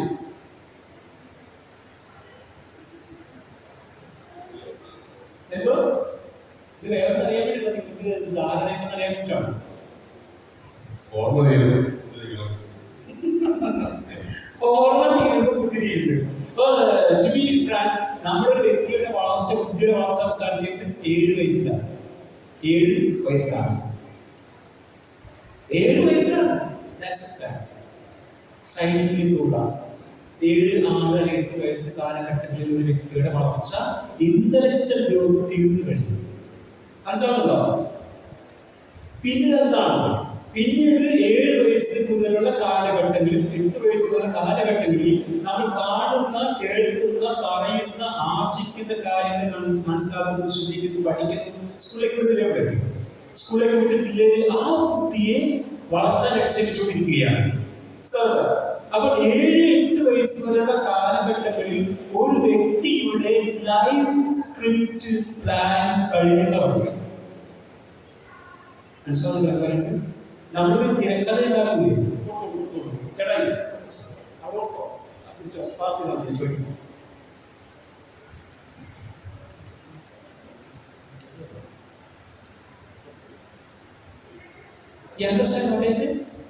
മനസ്സിലാവുന്നുണ്ടോ?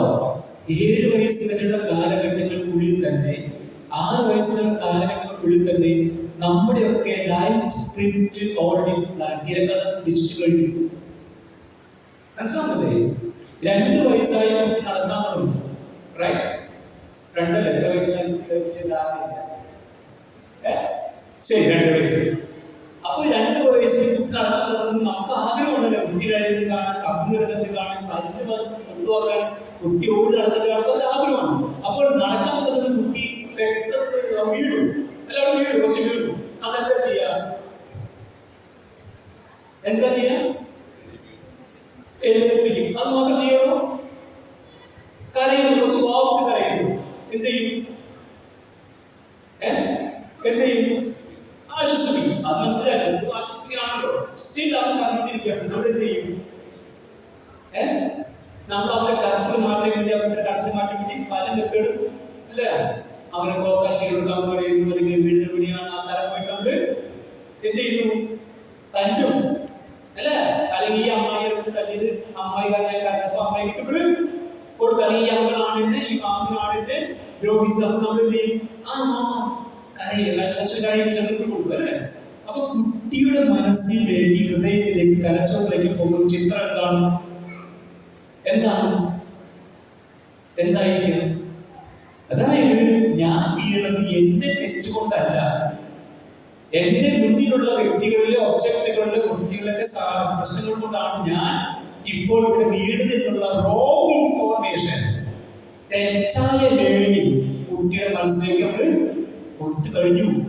ശ്രദ്ധിക്കണമേ, അറ്റ് ദി ഏജ് ഓഫ് 2 വയസ്സിലെ ഈ കുട്ടിയുടെ മനസ്സിലേക്ക്, ഹൃദയത്തിലേക്ക്, തലച്ചോറിലേക്ക് നമ്മൾ പാസ് ചെയ്ത് കഴിഞ്ഞു. മകക്കാരനത്, കുട്ടിക്കാരനത് മകന്റെ തെറ്റുകൊണ്ടല്ല. അങ്ങനെ ഓരോ ദിവസവും ഈ കുട്ടിയെ കൊടുത്ത് ഈ കുട്ടിയുടെ മനസ്സിലേക്ക് ഒരു മാലഡാക്റ്റീവ് ബിഹേവിയർ ഫോം ചെയ്യാണ്.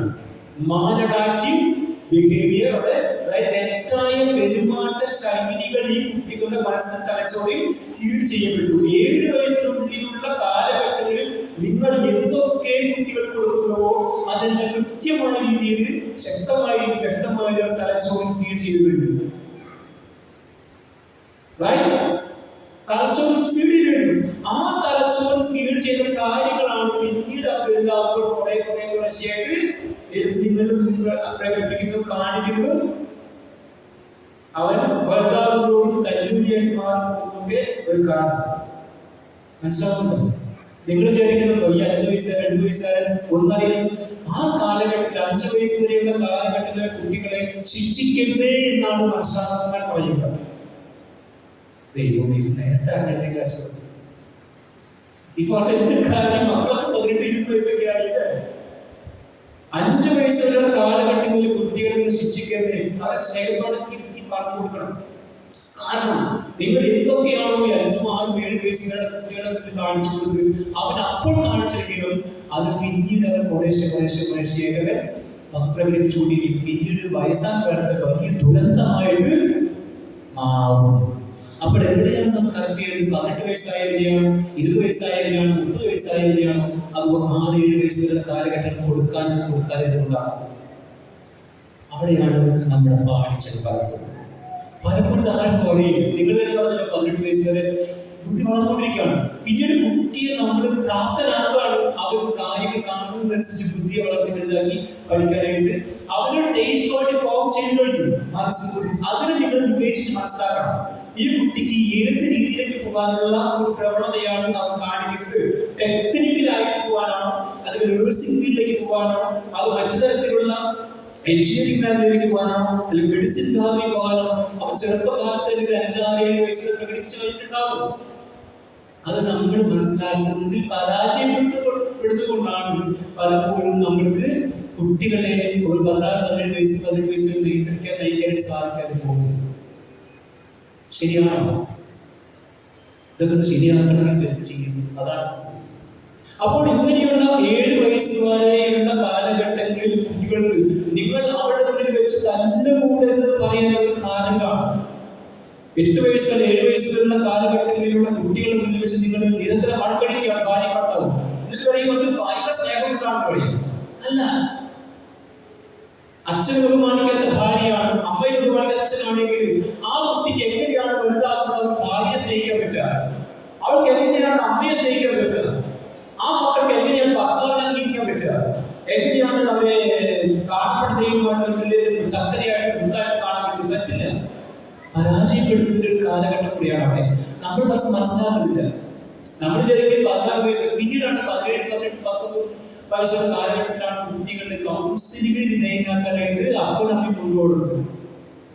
ധ്യാനമായിട്ട് എന്നും പറഞ്ഞിട്ടില്ല. ക്രിസ്ത്യൻ ധ്യാനം, യുവജന ധ്യാനം, ബഹുമാന കാലഘട്ടത്തിൽ ധ്യാനം, എല്ലാത്തിനും പറഞ്ഞു കൊടുക്കുന്നത്. എന്നിട്ടും എന്റെ മകൻ മാത്രം, എന്റെ മകൾ മാത്രം നേരെയാവുന്നില്ല. അപ്പൊ ആർക്കാ പാളിപ്പോയത്?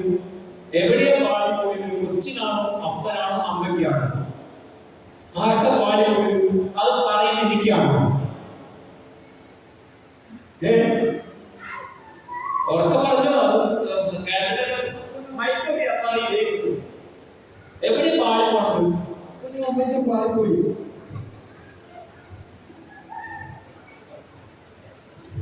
നമ്മൾ ഈ സങ്കടപ്പെട്ട് കാര്യമുണ്ടോ? നിങ്ങൾക്ക് എന്ത് ചെയ്യാൻ പറ്റും? എന്ത് ചെയ്യാൻ പറ്റും? എങ്ങനെയൊക്കെ ജീവിച്ചു മരിച്ചാൽ മതി. അതാണ് നമ്മൾ ഉദ്ദേശിക്കുന്നത്.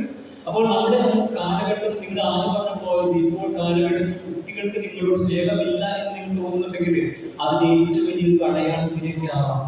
സ്നേഹിക്കുന്നവർക്ക് തിരിച്ചു കൊടുത്തു കഴിഞ്ഞാൽ സ്നേഹിക്കുവാനായിട്ട് നമ്മൾ തയ്യാറായി കഴിഞ്ഞാൽ നമുക്ക് തിരിച്ചു കിട്ടും. കാരണം നിങ്ങൾ നിറച്ചു കൊടുക്കും, നിങ്ങൾക്ക് തിരിച്ച് കിട്ടുന്ന പറയുന്നത്. പക്ഷെ നമ്മൾ കൊടുക്കാൻ തയ്യാറാകുന്നില്ല. പലപ്പോഴും നമ്മുടെ ഈഗോ ഒരു വലിയ പ്രശ്നമാണ്. ഞാൻ അച്ഛനാണ്, ഞാൻ അമ്മയാണ്, എൻ്റെ ഈഗോ.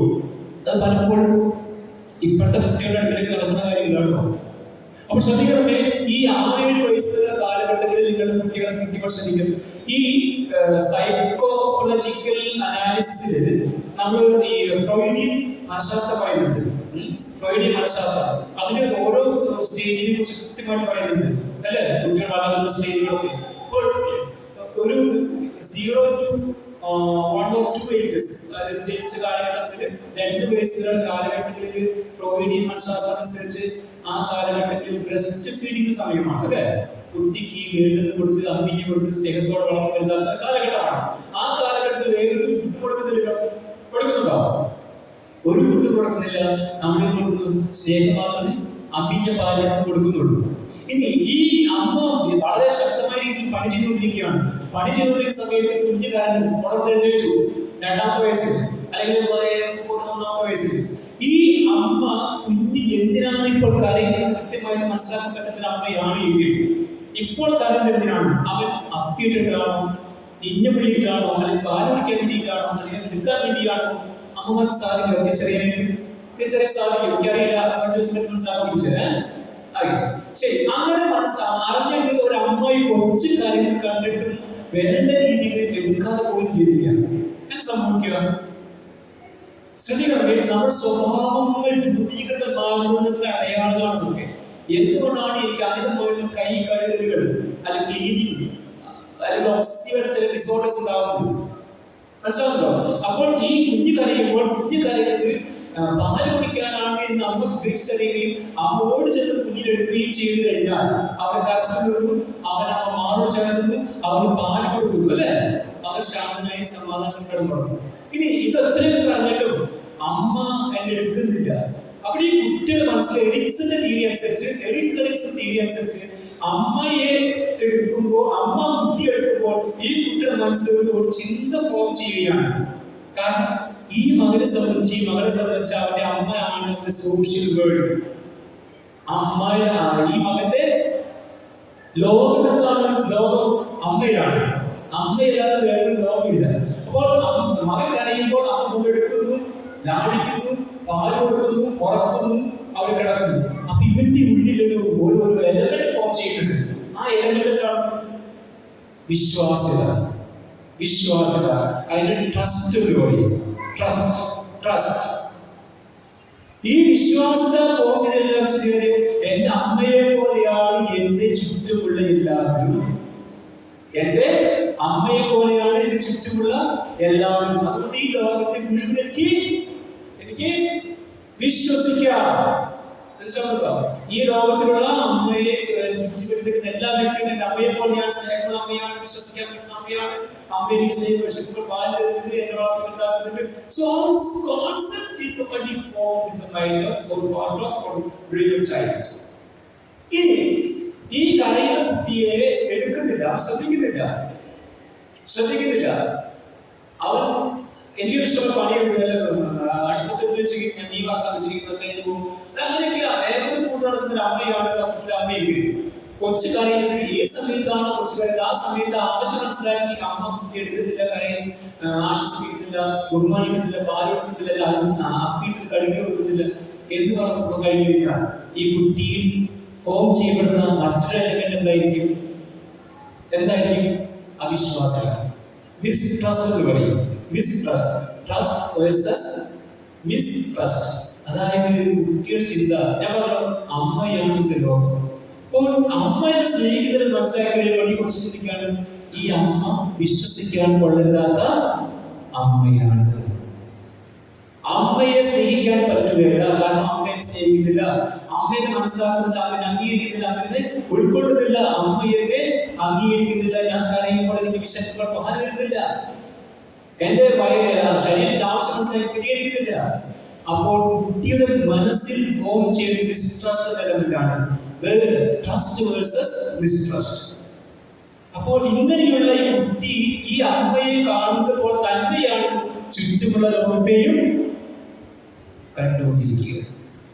കുട്ടിക്ക് ആരെയും വിശ്വാസമില്ല, കുട്ടിക്ക് ആരെയും സ്നേഹമില്ല, ഒരു കാര്യത്തിൽ മതിപ്പില്ല, എല്ലാവരുടെ സംശയം, എല്ലാവരുടെ ദേഷ്യം, എല്ലാവരുടെ വെറുപ്പ്, എല്ലാവരുടെ വൈരാഗ്യം, എല്ലാവരോടും നെഗറ്റീവ്സ് മാത്രമേ ഉപയോഗിക്കാറ്. അങ്ങനെ വളർന്ന കുട്ടികളാണ് ആ കാലാന്തരത്തിൽ ഇങ്ങനെയുള്ള കുട്ടികളോട് തിന്മകളുടെ പാപങ്ങൾ ഉപയോഗിക്കുന്നത്. അത് ഓരോ കാലഘട്ടത്തിലും ഞാൻ പറഞ്ഞത് മിനിമം ഞാൻ 2 വയസ്സിലുള്ള കാലഘട്ടം പറഞ്ഞു. ശേഷം ഓരോ 2 മുതൽ 4 വയസ്സ് വരെ, 4 മുതൽ 6 വയസ്സ് വരെ, 6 മുതൽ 8 വയസ്സ് വരെ, 8 മുതൽ 14 വയസ്സ് വരെ കാലഘട്ടത്തിലെ ഓരോ ആ കാലഘട്ടത്തിലൊക്കെ നമ്മൾ വേറെ രീതിയിൽ ശ്രദ്ധിച്ചിട്ട് ട്രെയിനിങ് കൊടുത്തിരുന്നുവെങ്കിൽ ഇന്ന് നമുക്ക് ദുഃഖിക്കേണ്ടി വരുന്നില്ല. നമ്മൾ ആ സ്നേഹത്തെ ആ സമയത്ത് ഒരു ആളുകൾ സ്നേഹിച്ചിരുന്നെങ്കിൽ ഇന്ന് അതിന്റെ ഇരട്ടി നമുക്ക് തിരിച്ച് ലഭിക്കുമായിരുന്നു. അപ്പൊ പാളിപ്പോയതിന് പക്ഷെ നമ്മുടെ അജ്ഞത കൊണ്ടുണ്ടായ തെറ്റുകളാണ് അല്ലെ, നമുക്കറിയാതെ സംഭവിച്ച കാര്യങ്ങളാണ്.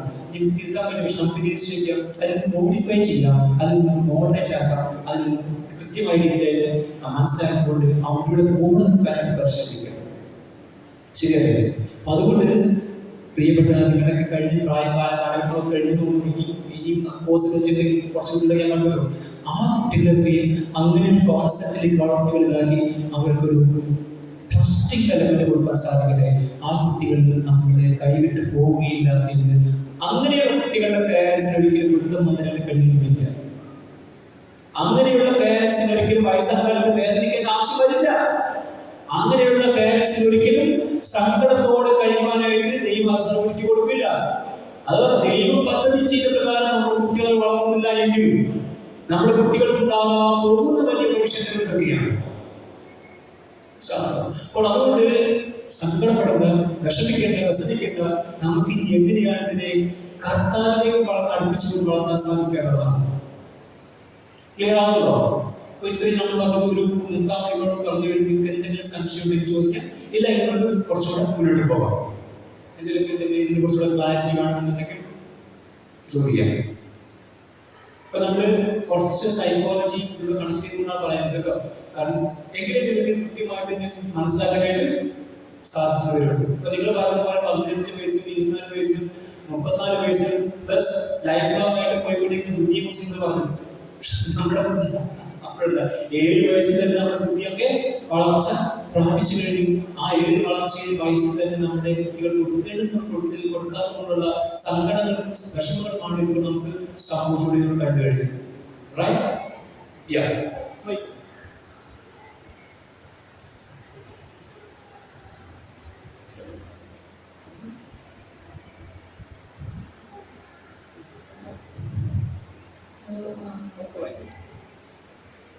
ഹലോ, അച്ഛൻ പറയുന്നത് സമ്മതിക്കുന്നു. പക്ഷേ ഈ സോഷ്യൽ മീഡിയയുടെ സ്വാധീനം അത് നമുക്ക് തള്ളിക്കളയാൻ പറ്റുമോ? അതെന്നാ ചെയ്യേണ്ടത്? പറ്റി ചെയ്യണം. അതൊരു ഫാക്ട് തന്നെയാണ്, നമുക്ക് തള്ളിക്കളയാൻ പറ്റില്ല. കഴിഞ്ഞ മാസത്തിൽ കഴിഞ്ഞ വർഷത്തിൽ ഒരു എക്സൈസ് ഉദ്യോഗസ്ഥൻ അനുഭവം കൊടുക്കുകയായിരുന്നു. അദ്ദേഹത്തിന്റെ അനുഭവപ്രകാരമാണ് 15 വയസ്സായ ചെറുപ്പൻ കൗമാരക്കാരൻ എന്ന് തന്നെ വിളിക്കാം. അവന്റെ അച്ഛൻ ഈ എക്സൈസ് ഉദ്യോഗസ്ഥർക്ക് യാചിക്കുന്ന ഒരു രംഗമാണ്. ഇത്തവണത്തേക്ക് പോട്ടെ സാറേ, അവന്റെ മകനാണ്, ഞാൻ സമൂഹത്തിൽ വലിയ നിലയും ഗതിയുള്ള വ്യക്തിയാണ്, അവനെ ഈ പ്രാവശ്യം മാപ്പാക്കി പറഞ്ഞു വിടുന്നു. ഇത് യാചിക്കുന്ന അച്ഛൻ എന്തുകൊണ്ട് യാചിക്കുന്നതയോ, MDMA മാരകമായ രാസലഹരിയാണ്. കഞ്ചാവ് മറ്റുള്ള മയക്കുമരുന്ന് ഉപയോഗിച്ചിട്ട്, അല്ലെങ്കിൽ MDMA രാസലഹരി ഉപയോഗിച്ചിട്ട്, അല്ലെങ്കിൽ അത് വിറ്റിട്ട് ഈ മകൻ പിടിക്കപ്പെടുകയാണ്. അപ്പൊ അവനെ പോലീസ് പിടിച്ചു, അവനെ പോലീസ് സ്റ്റേഷൻ ഹാജരാക്കി, ജോലി നോക്കിലേക്ക് കോടതി സാക്ഷ്യം തെറ്റുകാരെന്ന് കണ്ടെത്തി അവനെ കൊണ്ടുപോകണം. അപ്പോൾ ഈ അച്ഛനെ യാചിക്കുകയാണ്. അവിടെ ഈ അച്ഛൻ യാചിക്കേണ്ട അപ്രകാരമല്ല, കാരണം മകൻ തെറ്റ് ചെയ്തിട്ടുണ്ടെങ്കിൽ ശിക്ഷിക്കപ്പെടണം, അത് കറക്റ്റ് ചെയ്യപ്പെടണം. അപ്പൊ കറക്റ്റ് ചെയ്യപ്പെടാൻ ആഗ്രഹിക്കാത്തൊരു അപ്പനാണോ? എന്റെ നിലയും അനുസരിച്ച് ഞാൻ എന്റെ മകൻ മയക്കുമരുന്ന് കേസിൽ പിടിക്കപ്പെട്ടെന്ന് പറഞ്ഞു കഴിഞ്ഞാൽ എനിക്ക് സമൂഹത്തിലുള്ള സ്ഥാനം പോകും, എനിക്ക് അവന്റെ ഭാവിയെ കുറിച്ച് വലിയ അസ്വസ്ഥതയില്ലാന്ന് വെച്ചിട്ടായിരുന്നു. അപ്പോൾ അവനെ പറഞ്ഞ തിരുത്തലിന് പകരം കാര്യങ്ങളായിട്ടുള്ള ഈ സൈക്കോളജിക്കലായിട്ടുള്ള സ്റ്റെപ്പുകളിലൂടെ കൗൺസിലിംഗിന്റെ സഹായം നേടാൻ കൊടുക്കാതെ അവർ മാറ്റി സാധിക്കാൻ മനസ്സിലാക്കിയതും അത് തയ്യാറാവുന്നതിന് അവരുടെ കാര്യമാണ്. അപ്പോൾ ഈ കുട്ടിയും ചോദിച്ചു കഴിഞ്ഞപ്പോൾ അവൻ പറഞ്ഞത്, എനിക്ക് ഈ കഴിഞ്ഞ 2 വർഷം കൊണ്ട് മട്ടാഞ്ചേരി മാർട്ടിൻ കേട്ടുവാണ് അല്ലേ? മട്ടാഞ്ചേരി മാർട്ടിൻ വളരെ പ്രധാനമായിട്ടുള്ളൊരു ഏത് രീതിയിലാണ് ഫേമസ് ആയിരിക്കുന്നത്?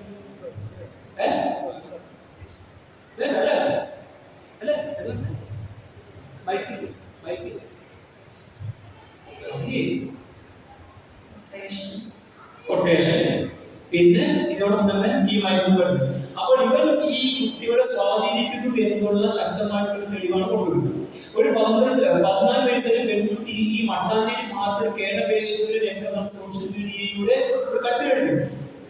അവർ പറയുന്നതാണോ, എനിക്ക് മയക്കുമരുന്നിനോട് വലിയ ആഗ്രഹമാണ്, അത് ഇല്ലാതെ എനിക്ക് ട്രെയിനിങ് എനിക്ക് ഇല്ലാതെ വിഡ്വാൾസെല്ലാം കാണിക്കും. അതുകൊണ്ട് എനിക്ക് ഈ എങ്ങനെയെങ്കിലും ഇത് മയക്കുമരുന്ന് എത്തിച്ചേരാൻ വലിയ വഴിയുള്ളൂ. മട്ടാഞ്ചേരി മാർക്കറ്റിനോട് ഈ പെൺകുട്ടി ചോദിക്കുന്നത് ഒരു രംഗം നമ്മുടെ TV-യിൽ അല്ലെങ്കിൽ മീഡിയകളിലും കണ്ടിട്ടുണ്ടായിരുന്നു. കഴിഞ്ഞ വർഷത്തെ social Idea Stars Bigg Boss ഏറ്റവും പ്രമാദമായിട്ട് പോയിക്കൊണ്ടിരിക്കുന്ന ഒരു ഷോ ആണല്ലോ. ഏറ്റവും കൂതറിയായിട്ടുള്ള, ഏറ്റവും മ്ലേച്ഛമായിട്ടുള്ള ഒരു reality show. To be frank, ഈ റിയാലിറ്റി ഷോയാണ് ഐഡിയ സ്റ്റാർസ്. ഞാൻ പലപ്പോഴും ചിന്തിക്കുന്നത് ഈ മോഹൻലാൽ എന്ന മഹാനടന് നാണമില്ലെന്ന് ചിന്തിക്കുന്നു. സത്യം, കാരണം ലോകത്തെ പ്രത്യേകിച്ച് ലോക മലയാളികളുടെ മനസ്സിലെത്തിക്കുക. മോഹൻലാൽ എന്നൊരു സ്റ്റാർട്ടർ, ഇതിന്റെ അവതാരങ്ങൾ ഉൾക്കൊണ്ടുവന്ന് മലയാളികൾ മുഴുവൻ വാച്ച് ചെയ്യുന്ന ഷോയാണ്. ഈ ഷോയിൽ കാണിച്ചുകൊണ്ടിരുന്നതാണ് എന്താണ്? റിയാലിറ്റിയാണ്.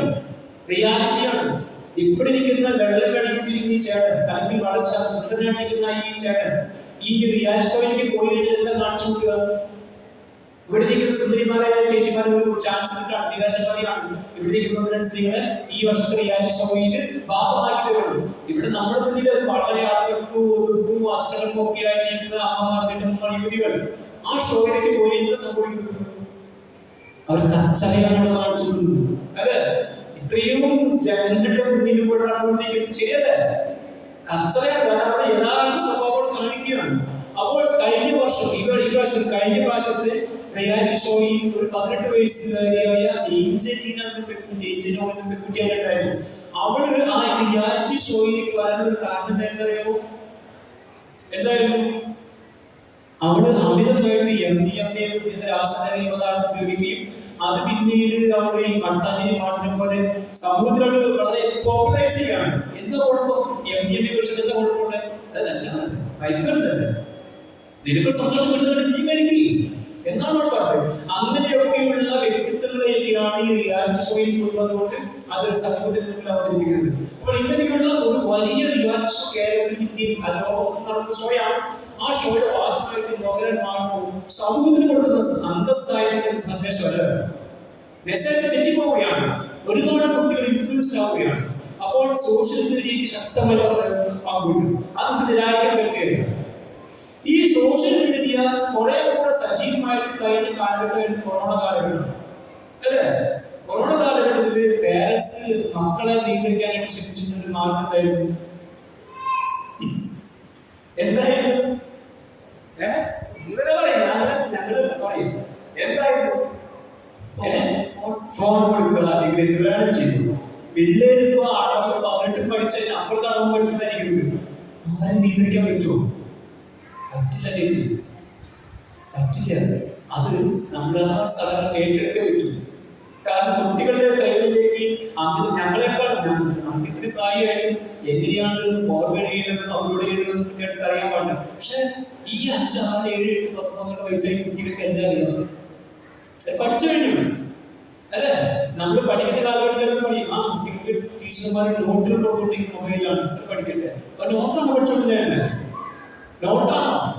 അല്ല പിന്നെന്താ? വേറെന്തൊക്കെയോ പഠിച്ചു. അതിന് ഫലത്തോടെ അനുഭവിക്കുന്നത് അപ്പനമ്മയും.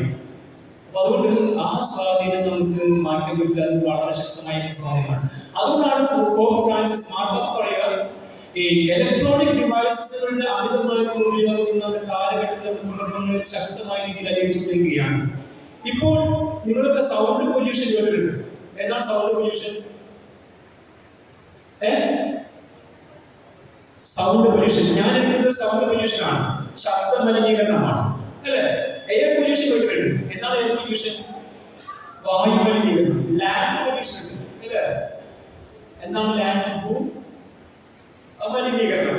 അങ്ങനെ ഓരോരോ പദങ്ങൾ വർദ്ധിച്ചുകൊണ്ടിരിക്കുകയാണ്. ഇപ്പോൾ ഈ അടുത്ത കാലത്ത് എമേർജ് തുടങ്ങിയ പദമാണ് മെന്റൽ പൊല്യൂഷൻ. Mental pollution. എന്താണ് മെന്റൽ പൊല്യൂഷൻ? എന്താണ് മെന്റൽ പൊല്യൂഷൻ? പറഞ്ഞു. മെന്റലായി പോയിട്ടുള്ളതാണ് മാനസിക മലിനീകരണം. മാനസിക മലിനീകരണം. എങ്ങനെ മനസ്സ് മലിനമായി കൊണ്ടിരിക്കുന്നത്? അതിന്റെ ഡെഫിനിഷൻ പ്രകാരമാണ് അനിതര സാധാരണമായ ഇലക്ട്രോണിക് ഡിവൈസുകളുടെ അമിതമായ ഉപയോഗം മൂലം. അനിതര സാധാരണമായ ഇലക്ട്രോണിക് ഡിവൈസുകളുടെ അമിതമായ ഉപയോഗം മൂലം നമ്മുടെ ഓരോ വ്യക്തികളുടെയും മനസ്സും ഹൃദയവും കുടുംബവും മലിനമായി കൊണ്ടിരിക്കുകയാണ്. രാത്രി കിടക്കാൻ പോകുമ്പോൾ നിങ്ങൾ എന്താ ചെയ്യുന്നത്? ക്ലാസ്സിൽ വരണ്ടായിരുന്നു എന്ത് കാര്യം രാത്രി കിടക്കാൻ പോകുന്നത് എന്താ ചെയ്യുക? പോകുന്നത് ഗുഡ് നൈറ്റ് ഗുഡ് അങ്ങനെ കൊണ്ടാണ് പോകുന്നത് മക്കളോട്. ആണോ? Yes or no? Yes or no? പറയൂ. അല്ല. എന്താണ്? ഇന്നെനിക്ക് എത്ര മെസ്സേജ് കിട്ടി, എത്ര മെസ്സേജ് ലൈക്ക് കിട്ടി, എത്ര മെസ്സേജ് ഡിസ്ലൈക്ക് കിട്ടി, എത്ര അപ്ലോഡ് ചെയ്തതൊക്കെ കിടക്കാൻ പോകുന്നത് അല്ലേ? അപ്പോൾ ഈ അനിതര സാധാരണമായ ഇലക്ട്രോണിക് ഡിവൈസുകളുടെ അമിതമായ ഉപയോഗം, ദുരുപയോഗം മൂലം നമ്മുടെ മനസ്സും ഹൃദയം മലിനമായി കൊണ്ടിരിക്കുന്ന അവസ്ഥയാണ് മെന്റൽ പൊല്യൂഷൻ എന്ന് പറയുക. അപ്പോൾ ഈ മെന്റൽ പൊല്യൂഷൻ മനസ്സിന് ഹൃദയത്തിൽ ജീവിതത്തോളം കാലം നമുക്ക് അതിന് മുന്നേറുക സാധ്യത. അത് വ്യക്തികൾ തീരുമാനിക്കണം. അതുകൊണ്ടാണ് പ്രകാരം പറയുക, ഫ്രാൻസിസ് മാർപ്പാപ്പ പ്രകാരം പറയുക, ഇലക്ട്രോണിക് ഡിവൈസുകൾ നവമാധ്യമങ്ങൾ വ്യക്തികളുടെ കുടുംബങ്ങളുടെ ഉദ്ധാരണത്തിന് വേണ്ടി ഉപയോഗിക്കണം. സമൂഹത്തിൽ നല്ല സന്ദേശം കൈമാറ്റം ചെയ്യുവാനായിട്ട് ഉപയോഗിക്കണം. അല്ലെങ്കിൽ അത് വിദ്വേഷവും പകയും ചതിയും അസ്വസ്ഥതയും സൃഷ്ടിക്കപ്പെടുന്ന ഏറ്റവും വലിയ ഒരു ചാലകമായിട്ട് സമൂഹത്തിൽ മാറാൻ സാധിക്കുന്നതാണ്. അപ്പോൾ ഇന്നത്തെ കാലഘട്ടത്തിൽ ഈ ഇലക്ട്രോണിക് ഡിവൈസസ് ഉപയോഗിച്ചുള്ള സോഷ്യൽ മീഡിയയുടെ ഉപയോഗം അവരെക്കാൾ കൂടുതൽ നമ്മളെ സ്വാധീനിച്ചിട്ടുണ്ട്. ഒരു 15 വയസ്സ് പയ്യനെ, ഞാൻ ഈ 15 വയസ്സ് എന്നുള്ള കാരണം കൗമാര കാലഘട്ടങ്ങളിലെ വളർച്ചയും വൈകാരിക പക്വതയും എന്റെ പഠനം നടത്തിയത് അവിടെയാണ്. അതുകൊണ്ടാണ് കൃത്യമായിട്ട് ആദ്യം. അപ്പോൾ ഒരിക്കല് ഒരു അപ്പൻ ഈ മകനെ കൊണ്ടുവരികയാണ്. ഇവന് അമിതമായിട്ടുള്ള മൊബൈലിന്റെ ഉപയോഗമുണ്ട്. അവന് പ്രാർത്ഥിക്കാനിരിക്കുമ്പോൾ മൊബൈൽ ഉപയോഗിക്കണം, ഭക്ഷണം കഴിക്കാനിരിക്കുമ്പോൾ ഉപയോഗിക്കണം, ബാത്റൂമിൽ പോകുമ്പോൾ മൊബൈൽ കൊണ്ടുപോകും. ആ ബാത്റൂമിൽ പോയിട്ട് എത്ര മണിക്കൂറുകളായിട്ട് അച്ഛൻ കണ്ടുപോയി കൊടുക്കുന്നത്. സങ്കടമായിട്ട് ഈ അപ്പച്ചൻ വേദനയോടെ പറയുകയാണ്. ഇത് പറഞ്ഞുകൊണ്ടിരിക്കുമ്പോൾ ഈ കൊച്ചു പറയാണ്, അപ്പൊ അപ്പനെന്താ ചെയ്യണേ? അപ്പനെന്താ ചെയ്യണേ?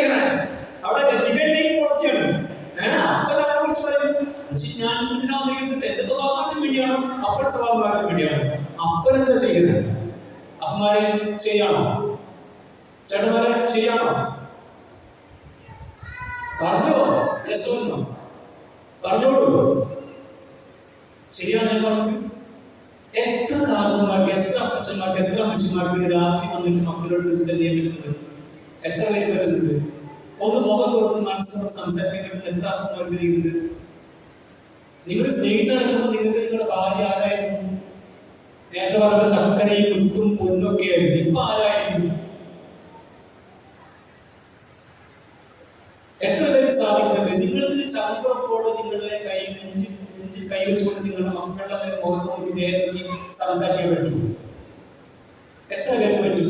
ബോധ്യമുള്ളവർ മാത്രം കൈവയ്ക്കുക. ബോധ്യമുള്ളവർ മാത്രം. എന്റെ മകളുടെ മുഖത്ത് നോക്കി 16, 17, 25 വയസ്സ് ചെക്കന്റെ മുഖത്ത് നോക്കി എനിക്ക് ധൈര്യത്തോടെ സ്നേഹത്തോടെ ഒരു ചടുക്കുന്ന തെറ്റിലല്ലേ പക്വതയോടെ കാര്യങ്ങൾ പറയാൻ സാധിക്കുമെന്ന് ഉറപ്പുള്ള, മുഖത്ത് നോക്കി പറയാൻ ഉറപ്പുള്ള കാരണന്മാരുടെ കൈ ശരിയായി കാണട്ടെ. എനിക്ക് വേണ്ടി കൊണ്ടല്ല, ഇതിനു വേണ്ടി മാത്രം. ശരിക്കും വളരെ കുറവ് മാത്രമേ ഉള്ളൂ, വളരെ കുറവ്. ഇന്നത്തെ കാലഘട്ടം. കാരണം നമ്മൾ പതറിപ്പോയി, നമ്മൾ പരാജയപ്പെട്ടു വെച്ചൊരു പരിധി വരെ എവിടെയാണ് നമുക്ക് സംഭവിച്ചിട്ടുള്ളതാണ്. അപ്പോൾ കുട്ടികളെ ഇങ്ങനെയുള്ള ആവശ്യങ്ങൾ മനസ്സിലാക്കി വളർത്താനായിട്ട് സാധിക്കുന്നില്ല എങ്കിൽ അത് വലിയ ദുരന്തത്തിലേക്ക് തന്നെ നമ്മുടെ കുടുംബത്തെ, നമ്മുടെ കുടുംബങ്ങളെ, മക്കളെയൊക്കെ നയിക്കും എന്നുള്ള സംശയമുണ്ട്. മനസ്സിലാകുന്നല്ലോ? അപ്പൊ അതുകൊണ്ട് നമ്മൾ നാടോടുകൾ നടുവോടിക്കാരില്ലയോ നമ്മൾ കൃത്യമായിട്ട് അവലോകനം ചെയ്ത് മുന്നോട്ട് കൊണ്ടുപോകാൻ സാധിക്കും. 4 പേർ അച്ഛൻ സമയം പറയണോ? ടൈമായി പറയണം. ഓക്കെ, ശരി. ക്ലിയർ ആയില്ലേ? ക്ലിയർ ആണോ? ചേട്ടന്മാർക്ക് വലിയ ആശയമൊക്കെ ഉണ്ടാവും, മുൻപോട്ടും കേട്ടോ. ഈ begin with the end in mind ഒരു സ്റ്റെപ്പിനെ കുറിച്ച് കേട്ടിട്ടുണ്ട്. Begin with the end in mind കേട്ടിട്ടുണ്ടോ? അതിന്റെ അർത്ഥം എന്താണ്? ഒടുക്കം കണ്ടുകൊണ്ട് തുടങ്ങാൻ നോക്കുക. ഒടുക്കം കണ്ടുകൊണ്ട് തുടങ്ങാൻ നോക്കുക. എന്താണ് ഇത്? പ്രശസ്ത എഴുത്തുകാരനായ സ്റ്റീഫൻ ആർ കോവെ എഴുതിയ ഒരു ബുക്കിന്റെ 3ാമത്തെ സ്റ്റെപ്പാണ്. അതായത് പടിപടിയായിട്ട് എങ്ങനെയാണ് വിജയത്തിലേക്ക് നമുക്ക് കടന്നു ചെല്ലാം എന്ന് പറയുന്ന 7 സ്റ്റെപ്പുകൾ അദ്ദേഹം വിവരിക്കുന്നുണ്ട്. 7 സ്റ്റെപ്പുകൾ. അതിൽ 3ാമത്തെ സ്റ്റെപ്പാണ് begin with the end in mind. ഒടുക്കം കണ്ടുകൊണ്ട് തുടങ്ങാനാവുക. ഇതിന് ഉദാഹരണം പറയുന്നത്, നമ്മൾ വീട് പണിയണമെങ്കിൽ, ഈ പള്ളി പണിയണമെങ്കിൽ, ഒരു വലിയ ഹ്യൂജ് ഒരു 10 ഫ്ലോറിൽ ഒരു ഫ്ലാറ്റ് പണിയണമെങ്കിൽ നമ്മൾ എന്താ ചെയ്യാം? എസ്റ്റിമേറ്റ് എടുക്കണം അല്ലേ? അതായത് ആദ്യം ഒരു ബ്ലൂ പ്രിന്റ് ഉണ്ടാക്കണം അല്ലേ? ഒരു ബ്ലൂ പ്രിന്റ് ഉണ്ടാക്കണം, നല്ല ലാൻഡ് കണ്ടെത്തണം, പിന്നെ അതിനാവശ്യമായിട്ടുള്ള വസ്തുക്കൾ കണ്ടെത്തണം, എഞ്ചിനീയർ കണ്ടെത്തണം, സൈറ്റ് പ്ലാൻ ഉണ്ടാക്കണം, ശേഷം അതിനാവശ്യമുള്ള സ്ഥാപന ജംഗമ വസ്തുക്കളായിട്ടുള്ള കല്ല്, മണ്ണ്, ഇഷ്ടിക, സിമെന്റ്, കമ്പി കണ്ടെത്തണം. എന്നിട്ട് മാത്രം നമ്മൾ ഈ ഹ്യൂജ് ബിൽഡിംഗ് പണിയാനായിട്ട് അധികാരം അല്ലെങ്കിൽ അടിസ്ഥാനത്തിലുള്ളൂ. ശേഷം നമ്മൾ കണ്ടുകൊണ്ടിരിക്കുന്നു. അപ്പോൾ ഒരു വലിയൊരു ബിൽഡിംഗ് അവിടെ ഇങ്ങനെ വരണമെന്ന് ചിന്തിക്കുമ്പോൾ അതിന്റെ അടിസ്ഥാനം സ്ട്രോങ് ആയിട്ട് കൊടുക്കാൻ പറ്റും അല്ലേ? ഈ സ്ട്രോങ് അടിസ്ഥാനം കൊടുക്കാൻ പറ്റുന്നില്ല എങ്കിൽ എന്താ സംഭവിക്കുക? ആ ബിൽഡിംഗ് കുറെ കഴിയുമ്പോൾ കൊളാപ്സ്. കർത്താവ് പറയുന്നതിന് പോകാൻ വളരെ ക്ലിയർ ആണ്. നിങ്ങൾ ഒരു ഭവനം പണിയുവാൻ ആഗ്രഹിക്കുന്നത് അതെവിടെ പണിയെന്ന് പറയുന്നത്? മണലിൽ പണിയണം അല്ലേ? മണലിൽ പണിയണമല്ലേ കർത്താവ് പറഞ്ഞു? പാറപ്പുറത്ത് പണിയാൻ പറ്റുമോ? അതുകൊണ്ട് ഉറപ്പാണ് പാറപ്പുറത്ത് വീട് പണിയുന്ന വിവേകവതിയായ വ്യക്തിയെ പോലെ ആകുന്നത്. അപ്പോൾ ഈ സ്റ്റീഫനാരൊക്കെ പറയുന്ന കാര്യം തന്നെയാണ്. നിങ്ങൾ ഒരു കാര്യം ചെയ്യാൻ ആഗ്രഹിക്കുമ്പോൾ നിങ്ങളുടെ മനസ്സിൽ ഒരു ലക്ഷ്യമുണ്ടാകും. ഈ ഉദ്ദേശത്തിൽ നിങ്ങൾ നഷ്ടപ്പെടുമ്പോഴാണ് നമ്മുടെ കുട്ടികൾ പലപ്പോഴും വീട് പോകുന്നത്. നിങ്ങൾ ഒരുപക്ഷെ എന്റെ മകൻ ഡോക്ടറാകണം, അല്ലെങ്കിൽ മകൻ എഞ്ചിനീയർ ആകണം, മകൻ അച്ഛനാകണം, മകൻ കന്യാസ്ത്രീയാകണം, മകൻ പൈലറ്റ് ആകണം, അല്ലെങ്കിൽ മകളുടെ എയർ സ്റ്റുവാർഡ് ആകണം, അല്ലെങ്കിൽ എയർ ഹോസ്റ്റസ് ആകണം എന്നൊക്കെ നിങ്ങൾ ചിന്തിക്കുമ്പോൾ അന്ന് അടിസ്ഥാനം വിട്ടുകൊടുത്തുകൊണ്ടേയിരിക്കണം. 4, 5, 6 വയസ്സുള്ള കാലഘട്ടങ്ങളിൽ കുട്ടികൾ ചെയ്യുന്ന കാര്യങ്ങൾ മനസ്സിലാക്കി അവർ തിരിച്ചു കടക്കാൻ സാധിക്കുന്ന കാര്യങ്ങൾ നമ്മുടെ അടിസ്ഥാനം കൂടി. അപ്പൊ മുതൽ ആ കുട്ടി ടേസ്റ്റ് പയ്യെ ലഭിച്ചുകൊണ്ടിരിക്കും. ആ ടേസ്റ്റ് മനസ്സിലാക്കി നിങ്ങൾ അവരെ വളർത്താൻ പറ്റാൻ ശ്രമിച്ചാൽ അവന്റെ ഭാവി ക്ലിയർ ആയിട്ട് നിങ്ങൾക്ക് നിർവചിക്കാൻ പറ്റും. 17 വയസ്സ് 18 വയസ്സായിട്ട് പേരൻസ് വരാണ്, അച്ഛൻ എനിക്കറിയില്ല അവരെന്താ ചെയ്യുന്നത്. അവനറിയില്ല അവൻ എന്താ ചെയ്യുന്നത്, അപ്പനറിയില്ല അവരുടെ അമ്മ എവിടേക്ക് കിടക്കുന്നത്. ആ കൺഫ്യൂസ്ഡ് ആണ്. അവസാനം കുട്ടി ഒരു അവസ്ഥയിലേക്ക് എത്തും. ആ അവസ്ഥ എന്തായി? ഏറ്റവും ശോകമായിട്ടുള്ള അവസ്ഥയിലേക്ക്. അപ്പൊ ഈ സ്റ്റീഫൻ കോവി പറയുന്നത് begin with the ending mind എന്നുള്ള ആ പോയിന്റ് മനസ്സിലേക്ക് കൊണ്ടുവരുന്നില്ല. ഒടുക്കം കണ്ടുകൊണ്ട് തുടങ്ങാൻ നോക്കുക. ഒരു സ്ക്രൂ ഡ്രൈവർ എന്തിനു വേണ്ടിയാണ് സൃഷ്ടിക്കപ്പെടുന്നത്? ഈ മൈക്ക് എന്തിനു വേണ്ടിയാണ് നിർമ്മിക്കപ്പെട്ടിരിക്കുന്നത്? Each and every creature has its own purpose. ഓരോ ക്രീച്ചേഴ്സിനും അല്ലെങ്കിൽ ഓരോ ജീവിക്കും ഓരോ വസ്തുവിനും ഈ ഭൂമിയിൽ ഒരു പ്രത്യേക നിയോഗമുണ്ട്. ആ നിയോഗം കൊണ്ടാണ് ഭൂമിയിലേക്ക് വിട്ടിരിക്കുന്നത്. ഇപ്പൊ സ്ക്രൂ ഡ്രൈവർ സൃഷ്ടിച്ച് നിർമ്മിച്ച് ഈ ഭൂമിയിലേക്ക് വിട്ടിട്ടുണ്ടെങ്കിൽ അത് പർപ്പസ്. എന്താണ് പർപ്പസ്? അതിന് സ്ക്രൂ ടൈറ്റ് ചെയ്യാനും ഉപയോഗിക്കുന്നത്. ഇനി അത് നിയോഗിക്കപ്പെടുന്നില്ലെങ്കിലോ അത് ഉപയോഗിക്കപ്പെടുന്നില്ലെങ്കിലോ അതിന്റെ ഉപയോഗം മാറിപ്പോവുകയാണ്, അത് തുരുമ്പെടുത്ത് പോവുകയാണ്. അപ്പോൾ മനസ്സിലാക്കി സാധിക്കുമ്പോൾ മാത്രമേ നമുക്ക് ഈ ശക്തമായ രീതിയിൽ ഈ കുട്ടികളെ വളർത്തുന്നതിന് വിജയിക്കുന്ന പാരന്റ്സ് ആയിട്ട് പറയാൻ സാധിക്കും. ജെയിംസ് മാർസിയ എന്ന കനേഡിയൻ സൈക്കോളജിസ്റ്റ് 4 തരത്തിലുള്ള സ്റ്റേജിനെ കുറിച്ച് പറയുന്നുണ്ട്. 4 തരത്തിലുള്ള അവസ്ഥകളെ കുറിച്ച് ജെയിംസ് മാർസിയ എന്ന ഒരു കനേഡിയൻ സൈക്കോളജിസ്റ്റ് പറയുന്നുണ്ട്. ഒന്നാമത് ഫോർക്ലോഷർ സ്റ്റേറ്റസ് എന്ന് പറയുക, ഫോർക്ലോഷർ സ്റ്റേറ്റസ്. രണ്ടാമത്തത് മൊറട്ടോറിയം സ്റ്റേറ്റസ്, മൊറട്ടോറിയം സ്റ്റേറ്റസ്. മൂന്നാമത്തത് അച്ചീവ്മെന്റ് സ്റ്റേറ്റസ്, അച്ചീവ്മെന്റ് സ്റ്റേറ്റസ്. നാലാമത് ഡിഫ്യൂഷൻ സ്റ്റേറ്റസ്, നാലാമത് ഡിഫ്യൂഷൻ സ്റ്റേറ്റസ്. ഞാൻ ചുറ്റി പറയാം. ഒന്നാമത്തെ ഫോർക്ലോഷർ, അതായത് ആദ്യ സ്റ്റേജ്. അതിനർത്ഥം ഇത്രയേ ഉള്ളൂ, they don't know anything. They don't know anything. അവർക്കൊന്നും അറിയില്ല, ഒന്നും അറിയില്ല. പറഞ്ഞാൽ 15 വയസ്സ് 16 വയസ്സ് 17 വയസ്സുള്ള കാലഘട്ടങ്ങളിൽ ഒരു കുട്ടി പഠിക്കാൻ പോകുമ്പോൾ അല്ലെങ്കിൽ ഒരു സ്ഥലത്തേക്ക് പോകുമ്പോൾ അവനറിയില്ല അല്ലെ എന്റെ പർപ്പസ് എന്താണ്, അല്ലെങ്കിൽ ഭാവി എങ്ങനെയൊക്കെ ആയിത്തീരും. വിത്തൗട്ട് നോയിങ് എനിത്തിങ്, ഇതിനെക്കുറിച്ച് ഒന്നും അറിയാതെ തന്നെ simply jumping into the system ആണ്. അതിനുള്ളത് ഇറങ്ങിയിരിക്കുകയാണ്. ശരിയല്ലേ? ശരിയല്ലേ? ഒരു അച്ഛനാകാൻ പോകുമ്പോൾ എന്നെ സംബന്ധിച്ച് 18 വയസ്സായിട്ട് ഞാൻ പോയത്. പക്ഷെ എനിക്കറിയില്ലായിരുന്നു ഏത് സമയത്ത് പോകണമെന്ന്, എവിടെ ചെയ്യണമെന്നോ, എന്താണ് ഫ്രാൻസിസിന് ആവശ്യമെന്നോ, ഫ്രാൻസിസ് അസീസി ആരാണ് എന്തൊന്നും അറിയില്ലായിരുന്നു. എനിക്കറിയില്ലായിരുന്നു. അപ്പൊ എന്തെങ്കിലും അച്ഛന്മാർ പഠിച്ച് അവരെന്നെയായിരിക്കും, അല്ലെങ്കിൽ സിസ്റ്റേഴ്സിനൊക്കെ ഞങ്ങൾക്ക് ഒന്നിനെ കുറിച്ചൊന്നും അറിയില്ല, അറിയാത്ത അവസ്ഥയാണ്. But jumping into the system, അതിലേക്ക് എടുത്ത് ചാടുകയാണ്. മനസ്സിലാവുന്നില്ലേ? ശേഷം നമ്മൾ അവിടെ ചെന്ന് കണ്ട് മനസ്സിലാക്കി, അല്ലെങ്കിൽ ഡോക്ടറാകും പോകും ഈ എൻട്രൻസിൽ വിടുക. അവരറിയില്ല എന്താണ് ഡോക്ടർ മാറാനില്ല. 14-15 വയസ്സ് കുട്ടിക്ക് പക്ഷെ അതിന് വരാം. ചിലപ്പോൾ അത് ലാക്ക് ഓഫ് നോളജ് ഉണ്ടായിരിക്കും. നമ്മൾ നോക്കുന്നത് ഡോക്ടറായിട്ട് ഇരിക്കുന്നു, കാശ് ഉണ്ടാക്കുന്നു, അല്ലെ? അത് നമുക്കൊരു ധാരണയുള്ളൂ. അല്ലെങ്കിൽ എഞ്ചിനീയർ ആകുന്ന വ്യക്തിയെ കുറിച്ച്, അല്ലെങ്കിൽ എയർ സ്റ്റുവാർഡ്, അല്ലെങ്കിൽ പൈലറ്റ് ആകുന്ന വ്യക്തിയെ കുറിച്ച്, അല്ലെങ്കിൽ ഫിലിം സ്റ്റാർ ആകുന്ന വ്യക്തിയെ കുറിച്ച്. സോ വി ജസ്റ്റ് നമ്മളൊരു ബാഹ്യമായിട്ടുള്ള ഒരു ചിന്ത മാത്രമാണ് മനസ്സിലാക്കുന്നത്. ജമ്പിങ് സിസ്റ്റം ആണ് ആദ്യ സ്റ്റേജ് വരിക. ശരി, ഇനി അതിലേക്ക് ആരംഭിച്ചത് ഡിഗ്രി പഠിക്കാൻ പോയി, പ്ലസ് ടു പഠിക്കാൻ പോയി, നമുക്ക് ഇഷ്ടമുള്ള ഗ്രൂപ്പ് എടുത്തു വരെ നമ്മൾ പഠിച്ചുകൊണ്ടിരിക്കുന്നു. ശേഷം നമ്മൾ മനസ്സിലാക്കുകയാണ് ഇതെനിക്ക് താല്പര്യമുള്ളൊരു ഫീൽഡാണ്, എനിക്ക് താല്പര്യമുള്ള ഫീൽഡാണ്. ഈ ഫീൽഡ് മനസ്സിലാക്കിക്കൊണ്ട് നമ്മൾ അതിൽ ഇമേഴ്സ് ആവുക, അതിൽ ആഴമായിട്ട് മുന്നിട്ടെടുക്കുക, ശക്തമായി പഠിക്കാൻ ശ്രമിക്കുക, അത് താല്പര്യം മുന്നോട്ട് കൊണ്ടുപോകുക. അങ്ങനെയുള്ള വ്യക്തികൾ ബി ഹാപ്പി ഓൾവേസ്. അവർ വളരെ ഹാപ്പി ആയിട്ട്. നിങ്ങൾക്ക് മാരേജ് കഴിക്കുമ്പോഴത്തെ അവസ്ഥ നിങ്ങൾക്ക് അറിയില്ലല്ലോ, ഏതോ ചെറുപ്പം കാണാമെന്നും നിങ്ങൾ ആ ചെറുപ്പം സ്നേഹിച്ചു അല്ലെങ്കിൽ പെണ്ണുകളും ഇഷ്ടപ്പെട്ടു, നിങ്ങൾ ഈ സിംപിൾ ജമ്പ് ഇൻടു സിസ്റ്റം, അല്ലെ? ആ ഫാമിലി സിസ്റ്റം ചാടിപ്പോഴാണ്. പിന്നീടാണ് നിങ്ങൾക്ക് കാര്യങ്ങളെ കുറിച്ചൊക്കെ മനസ്സിലാക്കാൻ ശ്രമിച്ചത്, ഭവിഷ്യത്തൊക്കെ മനസ്സിലാക്കാൻ ശ്രമിച്ചത് പിന്നീടാണ്. പക്ഷെ ചിലർ ഈ ഫാമിലി ലൈഫിലേക്ക് വന്നപ്പോൾ ഓക്കെയാണ്, എന്റെ ഹസ്ബൻഡ് ഓക്കെയാണ്, എന്റെ ഭാര്യ ഓക്കെയാണ്, എന്റെ മക്കൾ ഓക്കെയാണ്, ഹാപ്പി ആയിട്ട് ജീവിക്കാൻ ശ്രമിച്ചു. They are happy with themselves. അല്ലേ?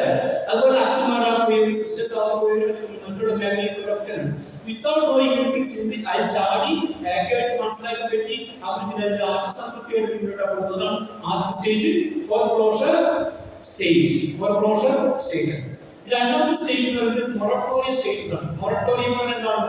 ആ വാക്ക് തന്നെ അർത്ഥമാക്കുന്നില്ല. മൊറട്ടോറിയം എന്താണ്?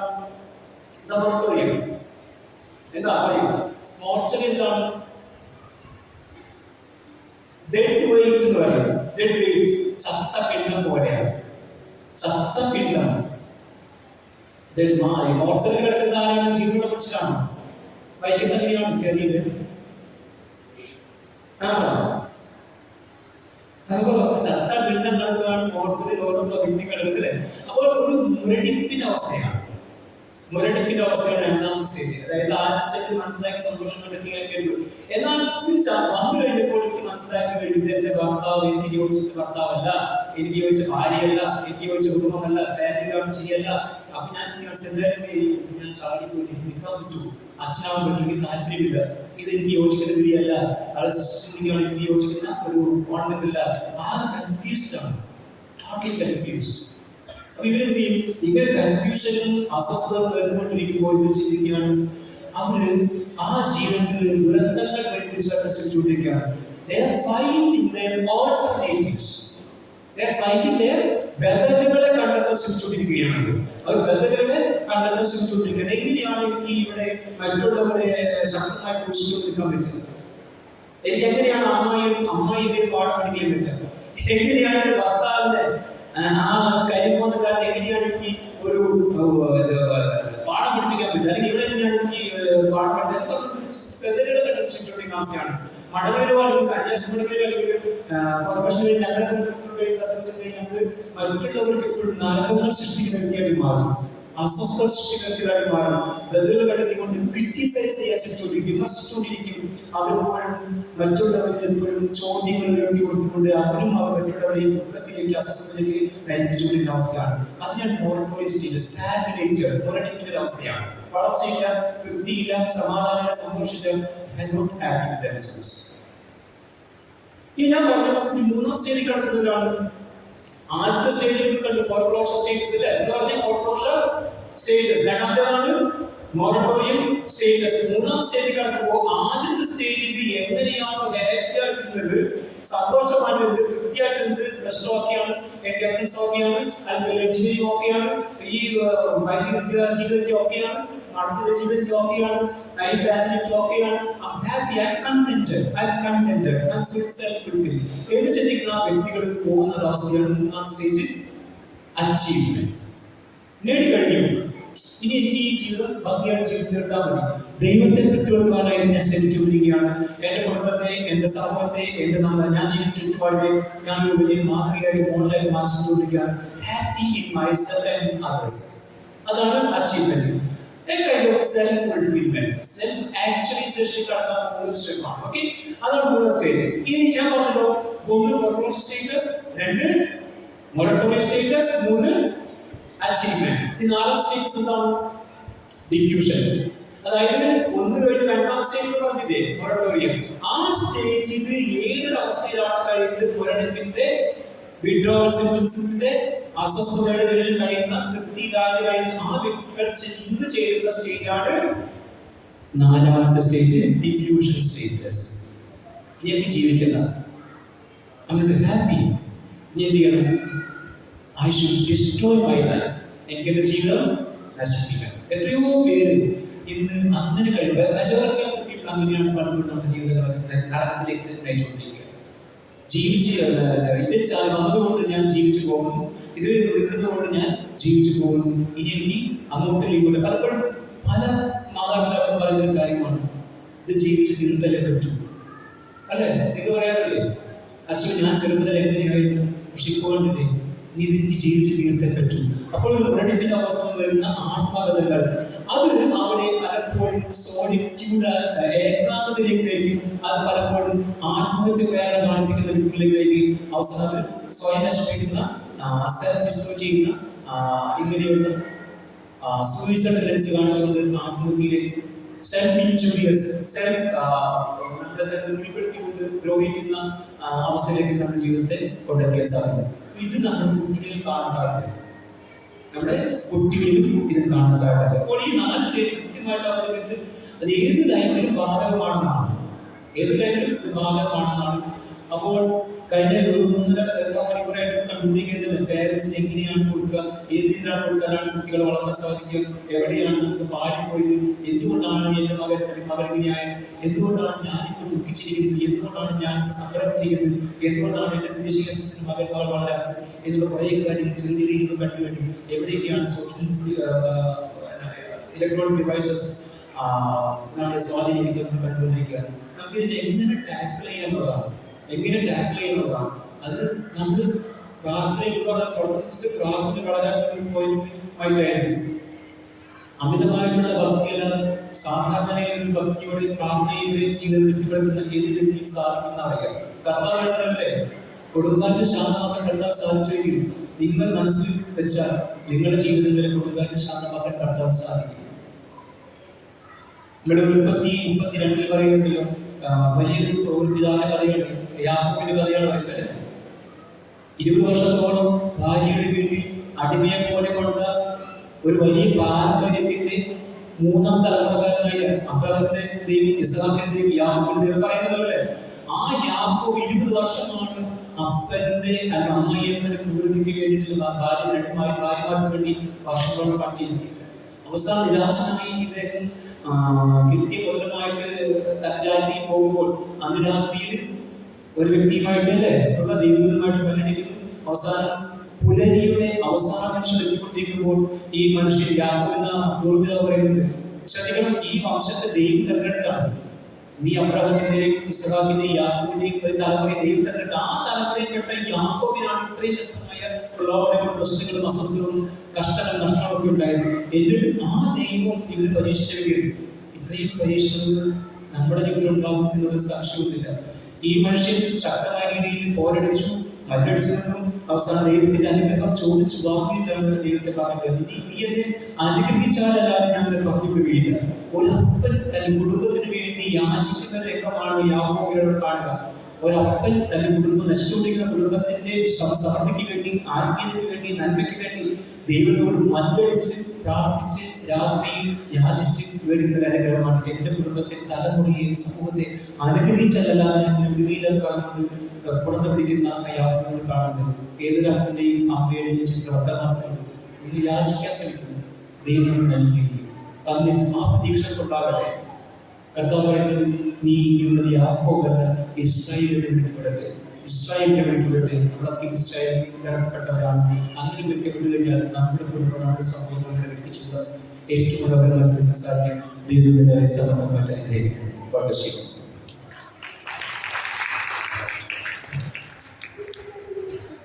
നല്ലൊരു വാക്ക് പറയാൻ വേണ്ടി മാത്രമാണ് ഇവിടെ അയക്കുക. നമ്മുടെ പ്രധാന തിരുവനന്തപുരം നന്ദി പറഞ്ഞു കൊണ്ടുപോയാണ്. പക്ഷെ അതിനോടൊപ്പം ചേർത്ത് വെച്ച് 2 വാക്കുകൾ പറഞ്ഞ് ഞാൻ നിർത്തിക്കോളാം. ഞാൻ നിങ്ങളുടെ കുട്ടികളെ മനസ്സിലാക്കാൻ തുടങ്ങിയിട്ട് 4 വർഷം ഏകദേശം അടുത്തമാരായി. ഞാൻ എന്താ പറയുന്നത് വെച്ചാൽ നമ്മുടെ കുട്ടികൾ നല്ല കുട്ടികളാണ്, നല്ല ബുദ്ധിയുള്ള, അറിവുള്ള, നല്ല കാര്യങ്ങൾ ചെയ്യാൻ കെൽപ്പുള്ള കുട്ടികളാണ് നിങ്ങളുടെ മക്കൾ. നിങ്ങൾ നന്നായിട്ട് നിങ്ങളുടെ മക്കളെ വളർത്തുന്നു കേട്ടോ. ഞാൻ വളരെ സന്തോഷിക്കുന്ന ഒരു മനുഷ്യനാണ്. എന്ത് കാര്യത്തിലാണെങ്കിലും പള്ളിയിലാരും പ്രാർത്ഥിക്കാനൊക്കെ മക്കളെ ശ്രദ്ധിക്കുന്നുണ്ട്. ഒത്തിരി നന്ദിയോടുകൂടെ ഓർക്കുന്നു. 4 വർഷം വേണ്ടിയായിരിക്കും നമ്മുടെ മക്കളായിട്ട് എനിക്ക് നല്ല ബന്ധമുണ്ട്. അവരായിട്ട് എനിക്ക് പേരെടുത്ത് വിളിക്കാതെ അറിയാം. എല്ലാവരെയും അത്യാവശ്യം എല്ലാവരെയും സ്നേഹത്തോടെ ചേർത്തിരുത്തുന്നുമുണ്ട്. ഞാൻ അവരിൽ മനസ്സിലാക്കിയാൽ തുടങ്ങി. ഞാൻ ആദ്യം പറഞ്ഞ കാര്യം തന്നെയാണ്, നമ്മുടെ പിള്ളേർക്ക് നല്ല ബുദ്ധിയാണ്, നല്ല കഴിവാണ്. നമ്മുടെ ഈ പ്രായത്തിൽ നിങ്ങളുടെ ഈ അവരുടെ കൊച്ചു പ്രായത്തിൽ അവർക്ക് ഭയങ്കര ബുദ്ധിയാണ്. ഞാൻ പറയുന്ന കാര്യം നിങ്ങൾ ചിന്തിക്കണം. ബുദ്ധിയുള്ള കൊച്ചുകൾ ബുദ്ധി രീതിയിലാണ് ചിന്തിക്കേണ്ട എല്ലാ കാര്യങ്ങളും.